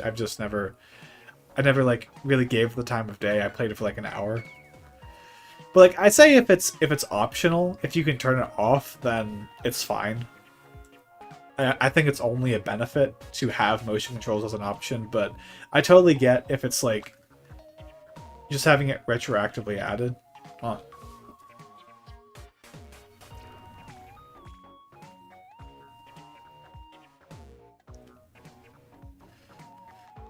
Yeah, I wish I could. I wish I had a Wii U.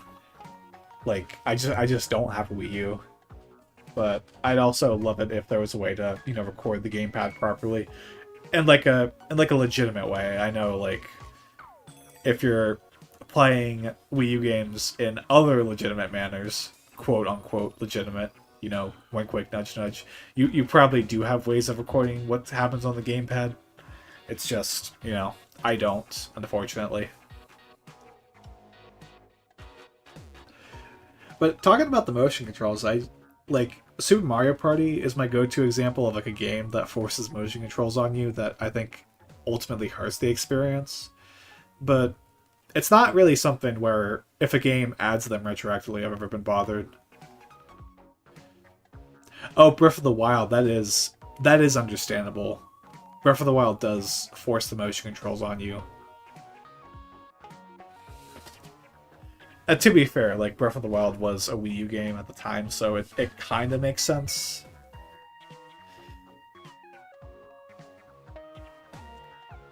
Okay, I did have a Wii U. I did have a Wii U. I got it as a Christmas gift in 2012, but we only ever had one Wii U, and uh, honestly, the only games. No, I'm honestly thinking you can shut off in Breath of the Wild. I did not know that. I thought they were forced on you.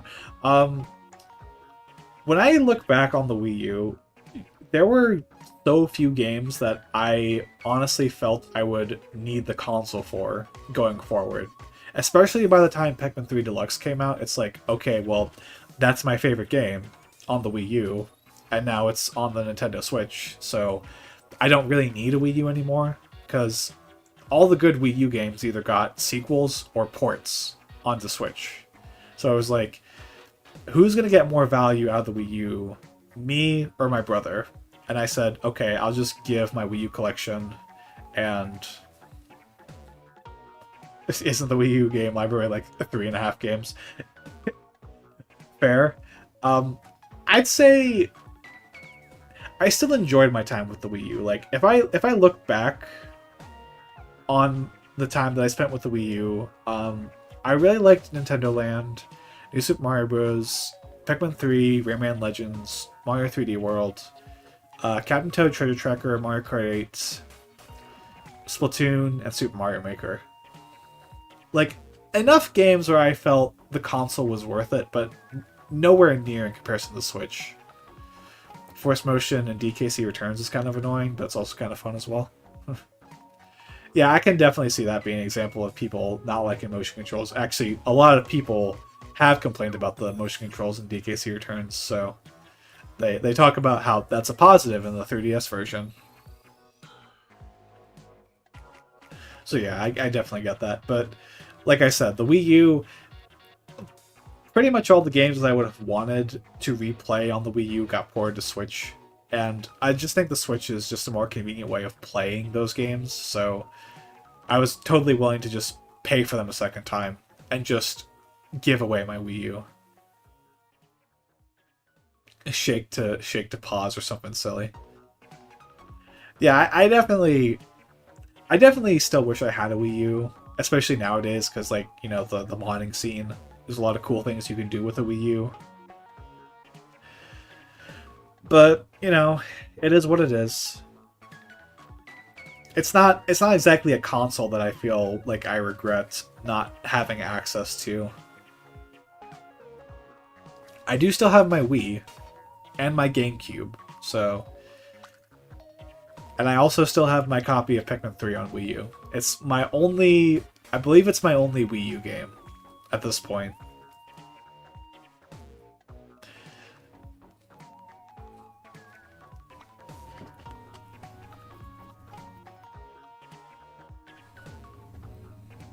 Is Pretendo the thing where you play Wii U games online even after the servers have been shut down? Is that what people do with Splatoon 1?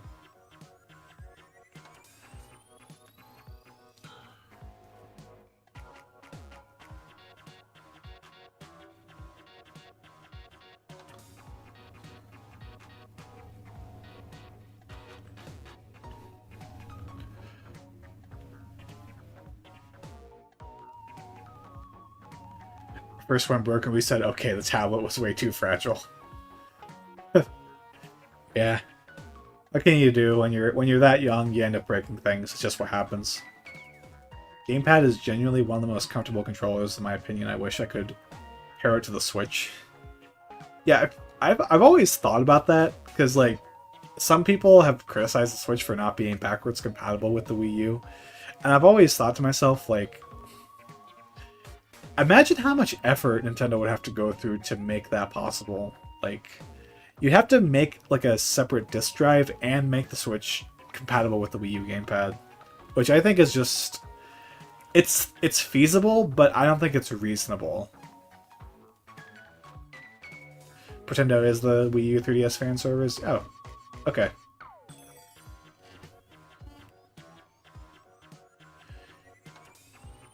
Yeah, that's how they play Splatoon nowadays, which I guess that would be kind of cool to go back to playing the original Splatoon.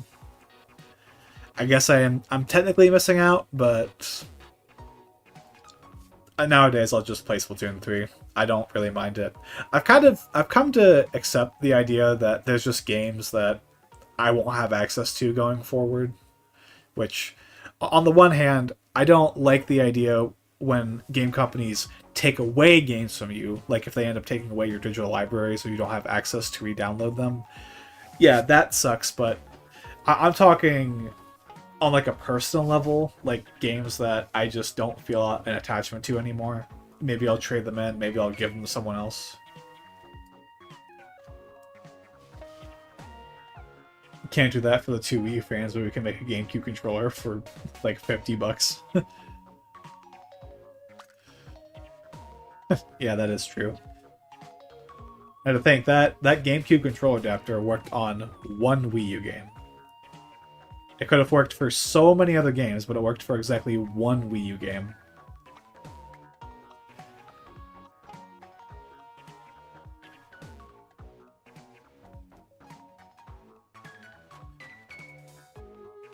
That is true.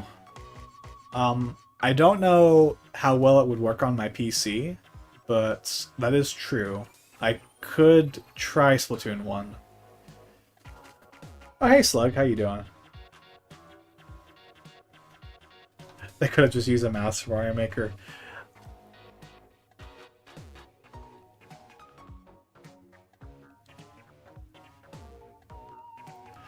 Yeah, there was a GameCube controller adapter for the Wii U, and I think the Switch version is basically the same thing. It just has like the Switch logo on it.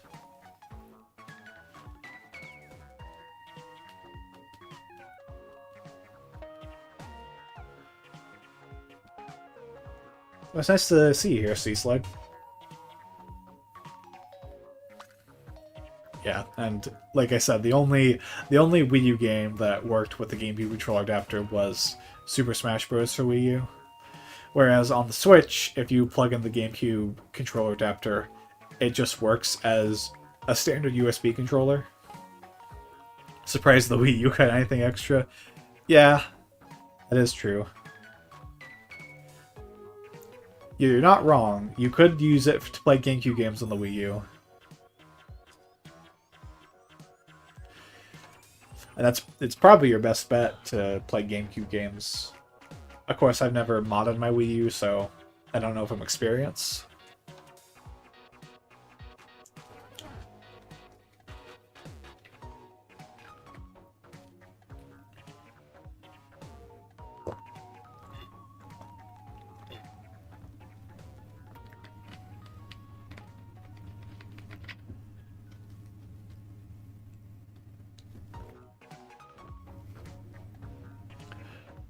Also, at some point, I will definitely try to include more music.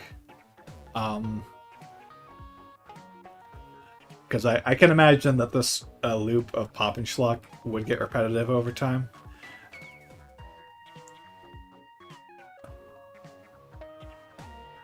The Wii U is a failure, but it's my failure. Yeah, when Zombie U got ported, they just called it Zombie, and I never played Zombie U, so I don't know what it was like without the gimmicks of the Wii U gamepad. Excuse me. I've only heard that it feels like a very watered down version of the game.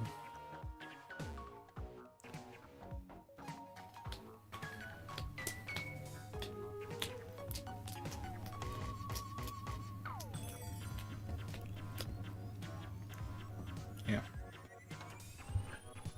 With the Wii U was objectively a failure. I'll say that. GameCube games are so expensive, being able to play off an SD card on a Wii or Wii U is a blessing to humanity. That's fair. That is fair. I won't. Zombie U is pretty neat.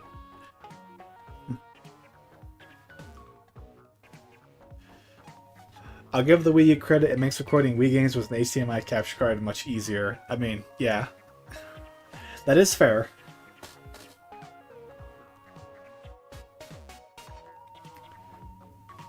Yeah, the versus mode in Zombie U, was it like one person on the gamepad got to spawn in monsters while the other person on the TV actually had to, like, you know, navigate a map or something like that?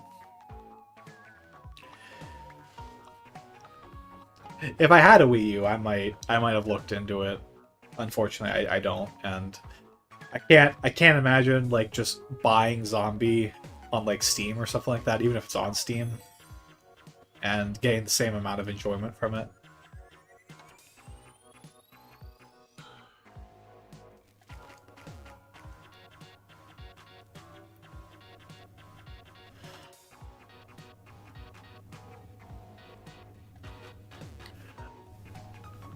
Yes, that does work. I'll refrain from saying it on stream because, like, talking about stuff that is totally fair and legitimate, but quote unquote. But yeah, you can just load them onto an SD card and play them, and they will work natively on the console. It's not like emulation, it actually does work by running the games like how the console does. Yeah. I'm trying to think of, like, theoretically I may have to ponder.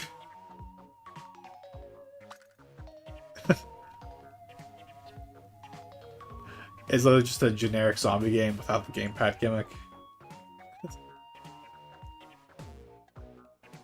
Yeah, I'm trying to think of like Wii U games that I thought had like good uses of the gamepad, and initially I would have said Pikmin 3, because I do like the idea of having a map where you can just like navigate. You can like use the go here feature to like make your captains go a certain path on the map. But something that I kind of noticed when trying to play on just the gamepad is, because you don't get the overview of the map on the TV, where you actually get to see enemies on the map, it's kind of harder to reliably play in gamepad mode. Whereas on the Switch, they tell you where the enemies are with little icons on the map, so I feel like it is ultimately better on the Switch.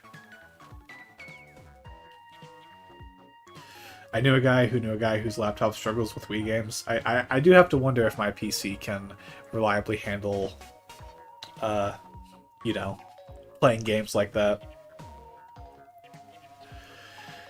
I mean, obviously, Splatoon and Mario Maker were good uses of the Wii U gamepad, but aside from those, like, a lot of the Switch's biggest games, like Mario Kart, Super Smash Bros., Bayonetta 3, Hyrule Warriors, um, like, those games didn't really use the Wii U gamepad in that significant ways. Or playing Pikmin 3, I could. I mean, when I do it on stream, it's definitely going to be the Switch version, because that's just going to be easier. But I could try it at some point.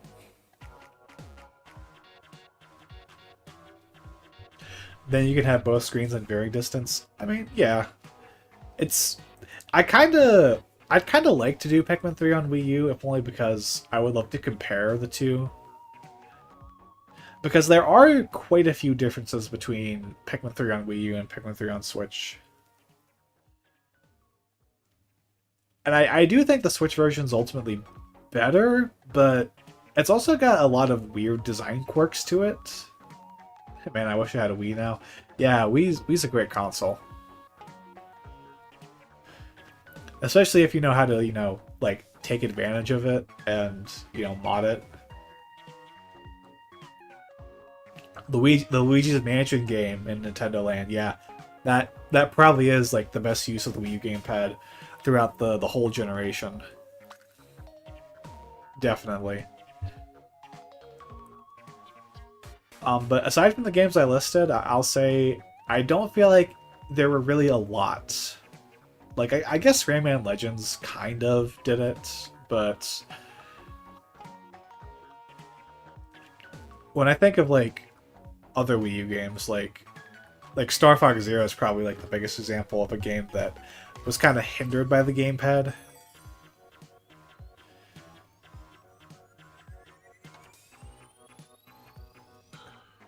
It's $100 to get a used Wii.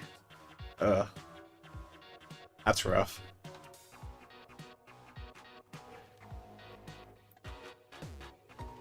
How do you have 12 Wiis?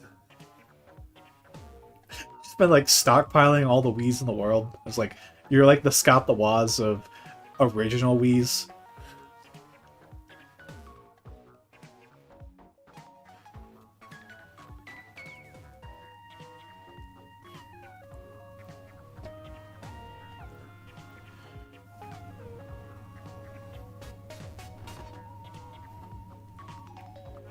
You forget it, you can see the golf bar on the floor in Wii Sports Club.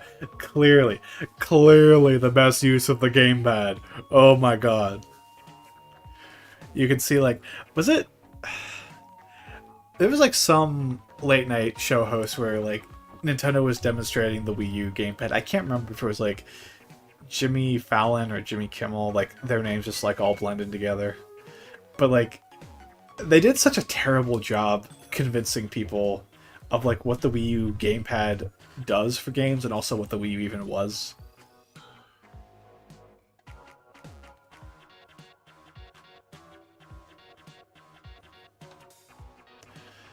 They could have used the 3DS screen as a solo player screen. I mean, I guess they could have, but then you're forcing people to buy two consoles to play one minigame.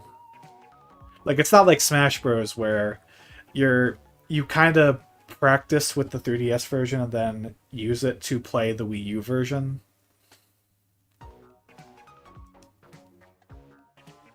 Or being a jerk to your friends in Mario U by spawning blocks. Yeah, that is true. I guess it was a neat feature in New Super Mario Bros. U, just not like a really kind of a superfluous one. I have lots of Wiis from thrift stores. If you had a Wii U, you had a 3DS. I mean, you're not wrong. You're not wrong, but I think if you were to, like, force people to do it, that would probably cause some backlash.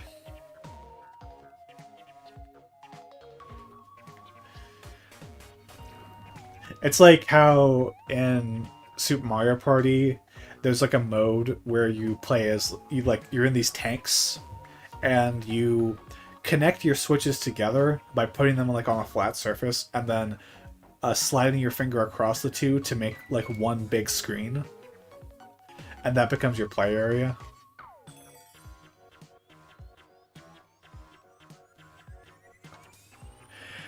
Yeah, you're not wrong. The GameCube did expect you, like they did make a Zelda game for the GameCube where they expected you to have 4 Game Boy Advances to play the game.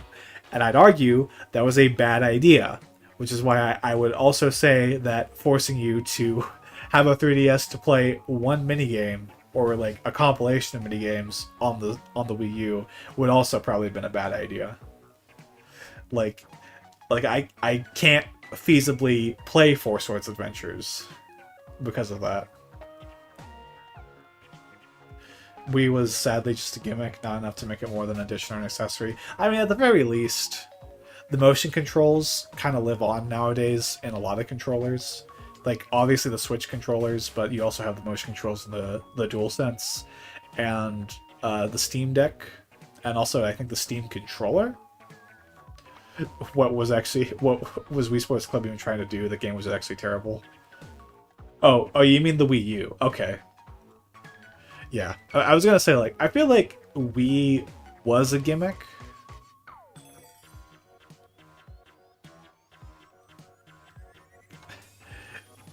I guess I can kind of understand where you're coming from, Slug. Like, the Wii U gamepad did definitely hinder the console. It's just the Wii U was just kind of a mess in general, and it's really hard to imagine how Nintendo could have gone about doing it differently, other than just like coming up with a completely radically different idea. Because I can't imagine like just making a Wii but more powerful would have done that well.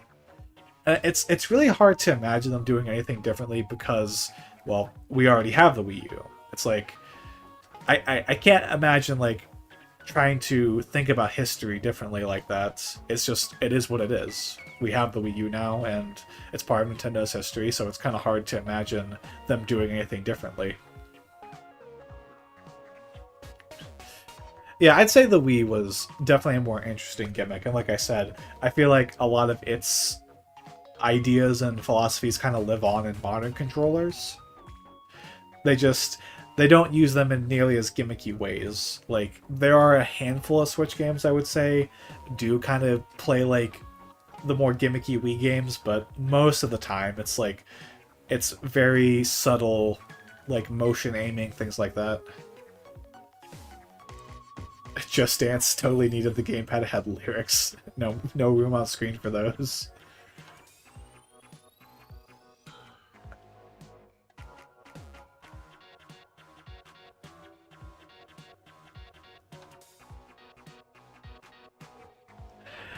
Yeah, it is really weird how you couldn't use the Wii U gamepad to control a character when you were playing multiplayer in New Super Mario Bros. U. And I don't think they ever fixed that. Did they? I don't think so. Like, it was always just like the secondary controller. I hope the UI on the Switch 2 has soul like the Wii U 3DS. I mean, I wouldn't mind it having more character, but I also hope it's not as slow as the Wii U. Like, that's my main compromise is, yes, I'm all for having UIs that are more stylish, but they have to be both practical. They have to be practical, easy to navigate, and they have to run fast. Like, to me, those are all three aspects that I associate with the Switch's UI. It just doesn't have character, which it's a shame, but at the same time, it's like I can't prioritize like visuals or character over any of those other three things. I'd much rather have the Switch's UI than the Wii U's. Now 3DS works, and it is a fast UI, so it's like, I'd say that's probably the best of any Nintendo system post 2010. Yeah, I'd say the Wii U, it definitely marketed itself as like a family-friendly console, like the kind of system where you had all these games that were perfect for like families, stuff like that. 3DS UI is slow. I've never had a problem with a 3DS UI. It's not like... I'd say it's not as snappy as the Switch's base UI, like when you're navigating the game screens, but it's never really given me issues.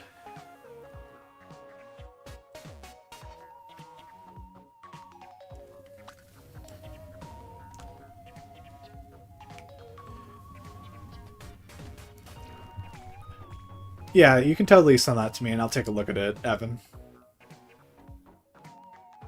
I've seen a lot of mock-up UIs, and I think a good number of them look pretty well. They look pretty good. It's just, like I said, it has to be easy to navigate and it has to be fast. Those are the most important things when it comes to a game console's UI. Because like I really do not like the Xbox's UI. I think it can be really confusing to navigate. The fact that your game list is like on this top bar, it's just weird. It's just weird to me. Like, I'm sure if I spent a lot of time with that UI, I'd be able to get used to it. But at the same time, on Switch, I've just never had any problems with the Switch's UI. At least in terms of navigating your game library. The eShop, totally different story, but I won't get into that.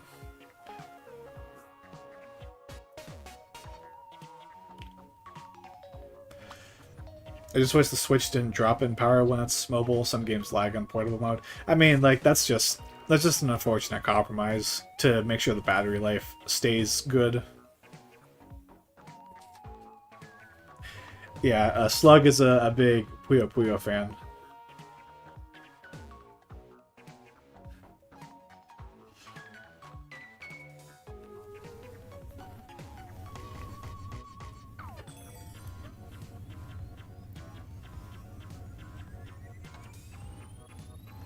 Don't even get me started on the eShop. Like I won't defend the eShop in any capacity. Like that chugs. Like I don't ever use the Switch's eShop anymore. I always just go on the Nintendo website. You just have more reliable search features. You're actually able to navigate it without taking a century. Which is worse, 3DS or Switch eShop? Switch eShop, absolutely. 3DS isn't great, but Switch eShop's so much worse. You're gonna tap out? Alright, you have a good night, Evan. Glad you were here.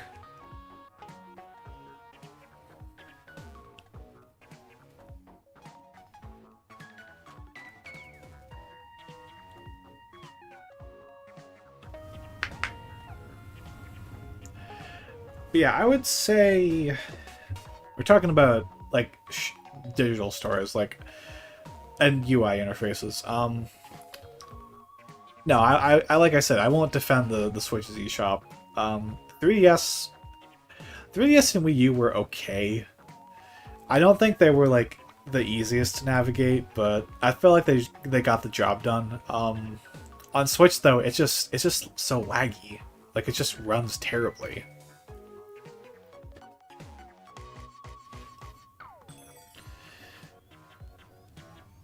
You're gonna dive as well? Alright, Canadian Egg. You have a good night.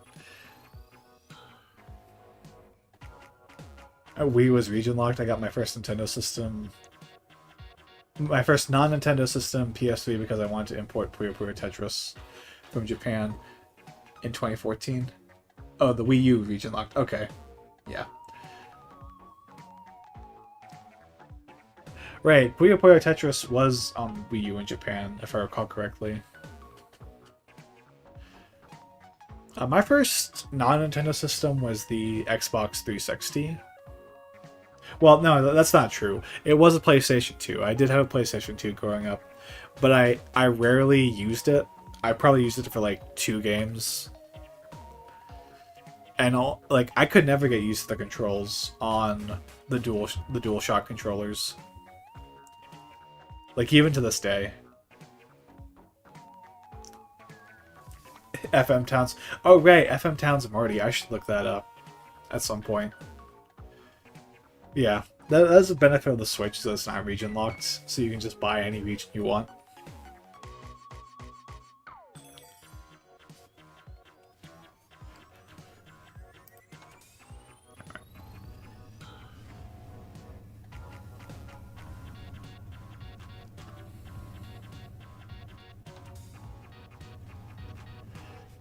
I ought to stay up too late to sleep. Are you actually like serious, or are you gonna like, are you just joking?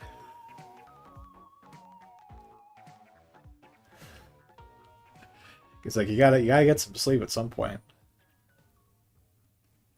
But then again, I don't know what your sleep schedule's like, so serious? Alright. That's cool.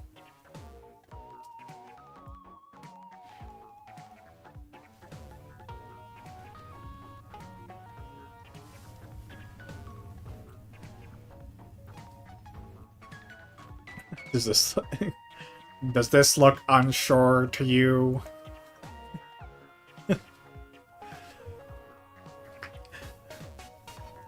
So Canadian Egg, what's your favorite console? Out of curiosity, since we've been talking about consoles for this long.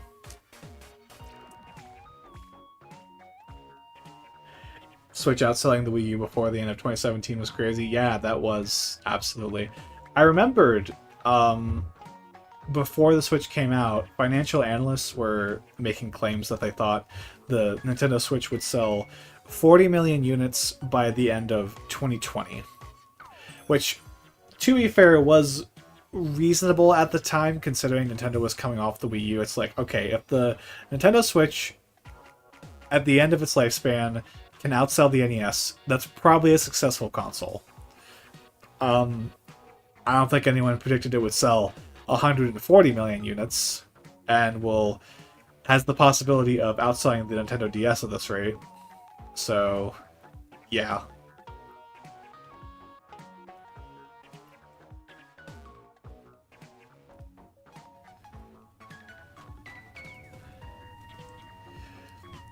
Xbox because my friend has it, Switch for fun. Okay. Okay. I mean, I get that. You know, your friends have a console, you kind of want to join in on the fun. For me, it's definitely the Switch. Like, I can put aside the problems with the Switch enough that I would say the positives do outweigh the negatives. And, like, I just love the portability of it, and I think the game library is fantastic. Now that people know the Switch is good, I foresee Switch 2 selling even more. Yeah, I think... Yeah, it's kind of funny because I was thinking about this when people were complaining about the Switch's name. The Switch 2's name, and they were like, why is Nintendo going with such a generic name for the console? It's like, well, for one thing, it sells people on the idea of what the console is because they know what the Switch is, and the Switch 2 is a name that people will easily understand. But it got me thinking, like, there's not a lot of console sequels that just use the number 2 in their name. Like Xbox is the obvious one. Like we went from Xbox to Xbox 360. For the old school Atari consoles, it was Atari 2600, then 5200, 7800. For Sega, it was Master System, Genesis, Saturn, things like that. But the best-selling console of all time is called the PlayStation 2. Like, genuinely, I think nobody will be confused by the idea that it's just called Nintendo Switch 2, and even then, I think it could be like it's a huge benefit to the console, if anything. I don't like the name, but it's a silly reason not to buy a console. Yeah, like nobody's gonna not buy the Switch 2 because it's called the Switch 2. Like, if you're not buying the Switch 2, then it's gonna be for a completely different reason. It's, you know, could be a number of reasons. Like, you might just not like the concept of the console. You might think like the game library is not there yet. Things like that. But it's not because of the name. Whereas with the Wii U, I think people were confused by the name of the console. And that definitely did deter some people from actually buying it because they thought, oh, it's an accessory for the Wii. It's like, no, it's a new console. But people didn't know that.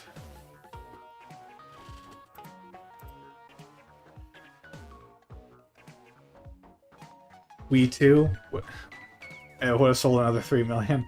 I mean, I guess. I hope Joy-Con colors are still a thing. The monochrome color is soulless. I bet there will be. I think we will still get the blue and red Joy-Cons. I have to wonder if the blue and red theming on the side of the console is going to, because I can't see a world where Nintendo wouldn't want to sell a whole bunch of Joy-Con colors. So I do have to wonder if like the color scheming is really gonna like deter them from possibly making other colors. I do like the look of the Joy-Cons though, myself. I think like the fact that there's like a highlight underneath the analog stick, that's kind of a neat detail. And of course the rails being colored, it's kind of like a compromise between the gray Joy-Cons and the default colors on the Nintendo Switch Joy-Cons. So yeah, but I think they definitely will have, at the very least, the blue and red combo for the Joy-Cons proper. Yeah, and I kind of anticipate that the Joy-Cons on the Switch 2 will be like $100 for a pair. So let's hope, because you know, current generation Joy-Cons, like, they love to drift. Wii U gamepad battery life. Yeah, it's not great. It's not great, and it's like, not only is the Wii U gamepad's battery life not great, but like, because it's not great for what it is, it's it's always going to be dead by the time you pick it back up if you leave it not charging for a few days. I also hope the mouse gimmick doesn't turn into a Wii U problem. I kind of feel like it's going to be underutilized. I think it's going to be like the IR motion camera on the Joy-Cons as is. Is like, they'll do it for a few games, but then they won't have that many games for it.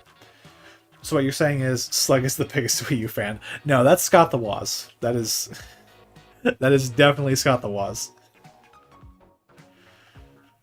The mouse gimmick is stupid. I mean, I can kind of see that. I want to see how it gets utilized for games, but at the same time, you kind of have to design pretty much every... We have use mouse? No, he's the biggest... No. No. Most certainly not, my friend. He's the biggest Chibi Robo Ziplash fan. Yeah, totally. Just let people use a USB mouse. I mean, I can kind of understand the idea of wanting to incorporate that into the controller itself so that you don't have to buy an accessory for it. You can just use the controller. Because that's kind of the appeal of the Joy-Cons, is like, yo, you have two controllers out of the box. You just also use them as these like multi-purpose controllers. It's just, at the same time, you kind of have to design Nintendo Switch 2 games around the multiple playstyles of the Switch. And if you're playing in handheld mode, you literally can't use the Joy-Con as a mouse. So it feels like it's going to be underutilized. I think it's going to be underutilized in that regard. I think most games probably will just be designed in a traditional manner, where they function in handheld mode, as well as TV mode. The full episode is just him having a mental episode. Yeah, I do love those, the Dark Age of Nintendo videos. Genuinely some great stuff. Getting out of luck to give you all a good night. I'm on my way to sleep. Alright, Black Sonata, you have a good night. Appreciate you being here.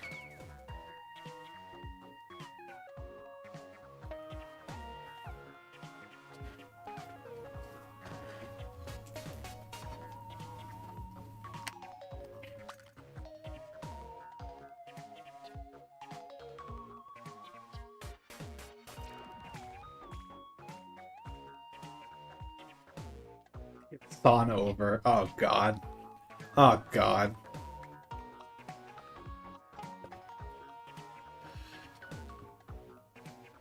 You did not just pull that on me. Oh, they didn't they didn't leave yet. It's like when you're talking about someone behind their back and it's like they overhear your conversation. It's like, oh god, what are you gonna do now? Good night, Black Sonata.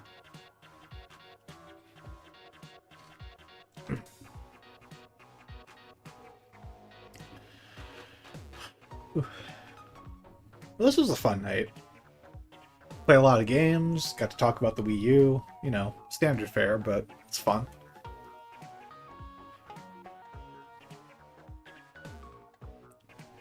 You guys enjoy the stream? Because I had fun.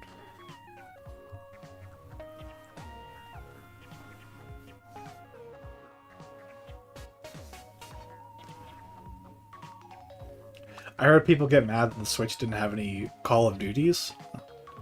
I mean, yeah, it feels kind of weird that with how much third-party support the Switch did get over time, we never got a Call of Duty game on it. Not even like a legacy game. From what I understand, though, that's going to change on the Switch too, because that's part of the Microsoft Activision acquisition deal, is that they have to bring the game over the Switch too. So that'll be interesting. I can only imagine like 100 gigabyte download of Call of Duty on Switch 2. Excuse me. Yeah, I wish I could port an old COD to Switch, yeah. I've actually thought about this.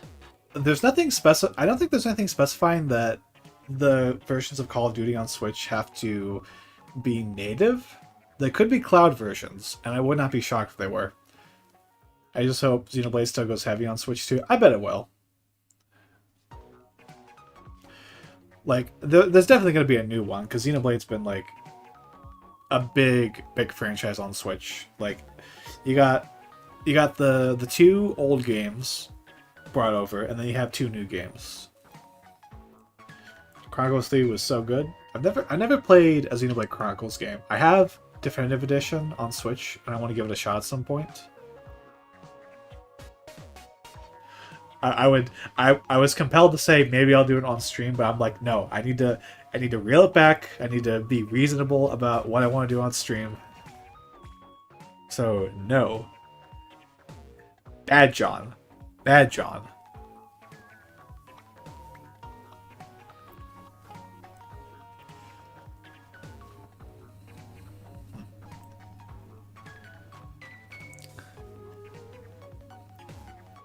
Senna single-handedly sells that game. Is it Senna or Cena? I don't know which pronunciation is. I don't know who that character is.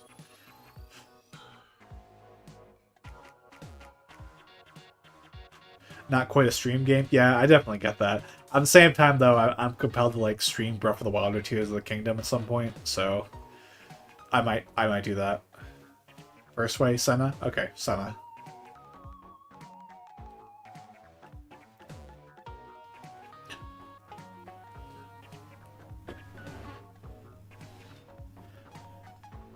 Oh, my portable monitor still works on Switch 2. It supports docking the Switch to the monitor with just a USB-C to C cable? Okay.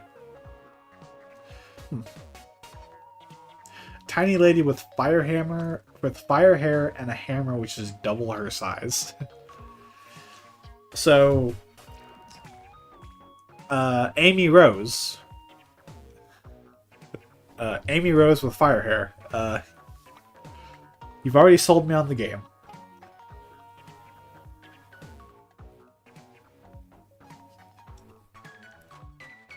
Well, the topic is very death-focused, meaning of life and all that. Huh. Like I said, I don't know much of anything about Xenoblade, so I don't know anything about like the themes or the topics of the game, but it's a franchise I want to give a shot, because Nintendo has given it a lot of love on Switch, and I figured, like, I want to diversify my tastes, get an idea of like other Nintendo franchises as well as other game franchises in general. But Xenoblade is definitely up there. It has furry people, so that's a thing. I mean, I have seen some clips of Xenoblade. I won't judge. Like, I'm sure in context the game, you know, it probably makes a lot more sense. And I don't like judge games for having that kind of content in it, but you know, Like it's something I do still want to give a shot, even though like some people will definitely judge it for the things that they've seen. I think Xenoblade is one of those franchises that probably gets a bit of a bad rap because some people are like, yeah, this is what the game is, and it's like, no, that's not the case. If you play it, you'll have a different experience. Things like that. I don't know if I'm making any sense. I'm probably just spewing nonsense right now.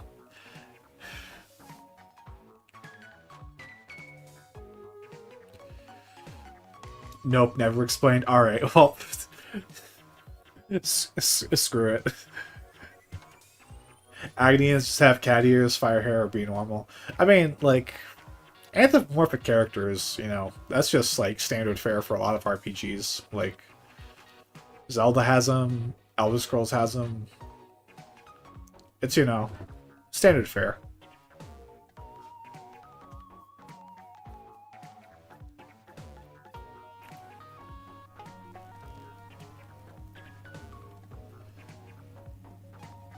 Xenoblade 2 just looks too weeb. I mean, I wasn't gonna say it, but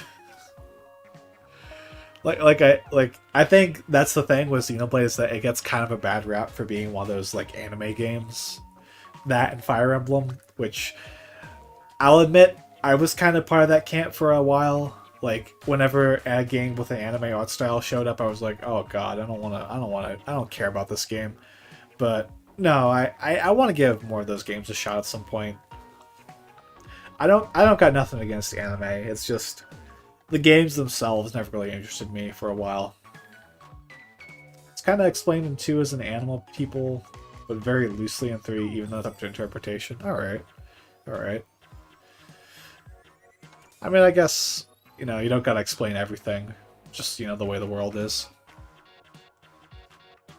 I'm not weirded out by the idea of anthropomorphic characters. Like, but one of my favorite franchises, not my favorite franchise, is Sonic the Hedgehog. So it's not like the idea of like cartoony animals that kind of look like humans is that bizarre to me.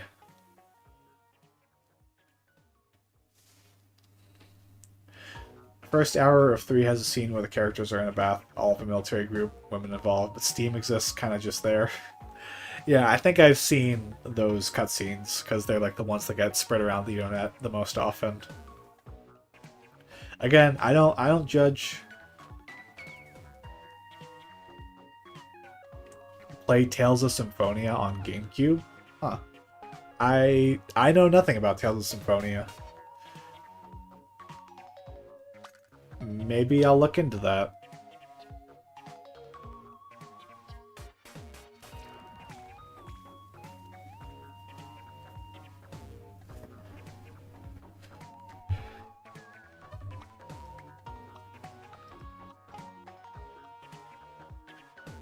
Now I want to play it again. Yeah, getting to talk about a game you really love, it kind of like gets the gears going.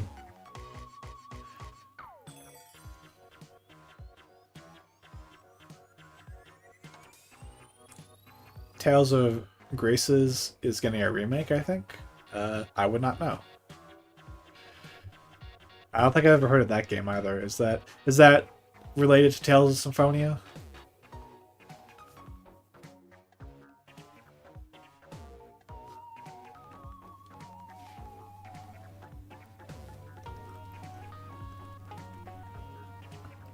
Same franchise, I believe. All right, all right.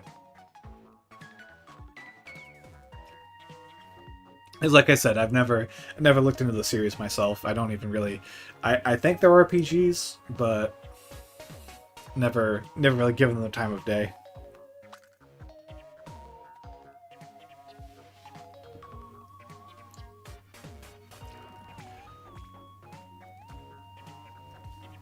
I wish I was introduced to Tales of Symphonia back then. I get how you feel, Slug. There's a lot of GameCube games I wish I had played growing up.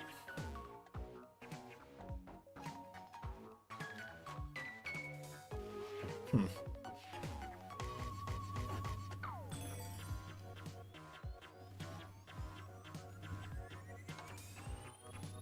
Tales of games are independent like Final Fantasy.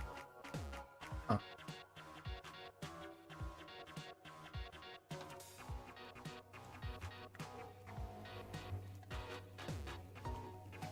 They're also very long. Yeah, I mean that kind of comes with the territory. It is kind of hard for me to like get invested into a really long game nowadays. Like it has to be a really good, really interesting game for me to want to play it for like over 100 hours.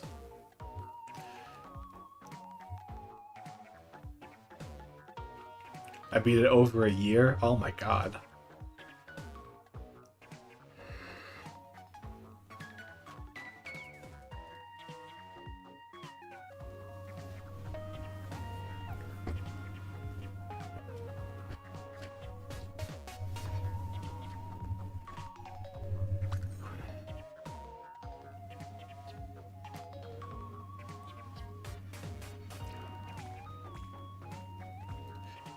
Not 100 hours, just around 50-ish. All right, that's fairly reasonable, I'll say.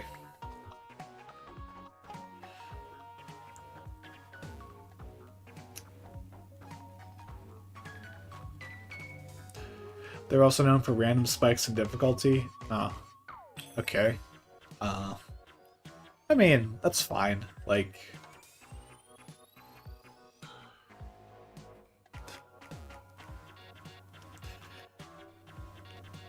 I had my sister play it, and I would buy her Animal Crossing for 3DS. Oh man. Me and my brother always did stuff like that, where like we'd promise like, "Hey, I'd play a game as long as you played this game." Like, it was funny. I think the last games that we did that for was he would play Soma if I played Doki Doki Literature Club. She beat it in 2 weeks and then beat every other Tales game in a year. Sounds like me with Metroid Prime.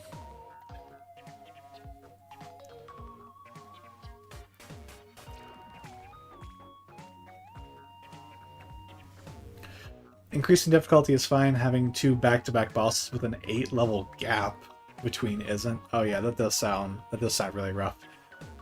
You kind of have to like just grind in preparation for it. That sounds, yeah, that does sound kind of bad.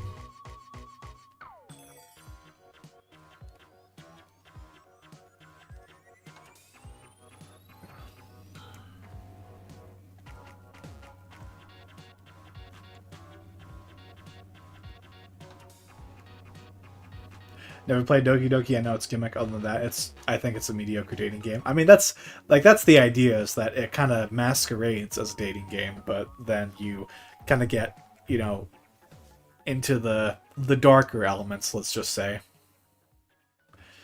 Not something I feel compelled to replay. It's not really my thing, but I gave it a shot. All right. Well, we've been going on for 4 hours, and I think it's about time that we wrap it up. Could be like Halo for a Boyfriend, the Pigeon Dating Sim. Yeah, I have seen that, the Pigeon Dating Sim. It's it looks silly.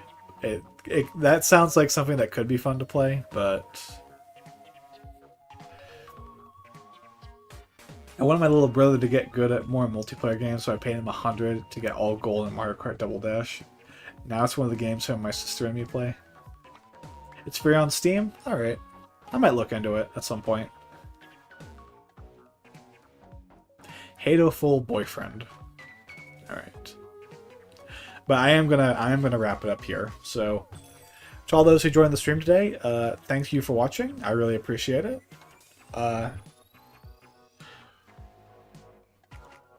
Tomorrow we're going to be doing Super Mario Bros. 2 USA on the NES.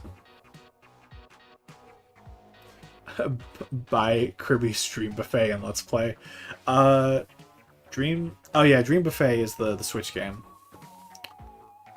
Thank you for eating my sleep. You're welcome. I don't know if I'll play Kirby's Dream Buffet though. That seems like a little out of my ballpark. Especially right now, because I can't really afford to buy new games. But for Kirby, I'll consider it. Alright. Thank you all for watching, and have yourselves a great night.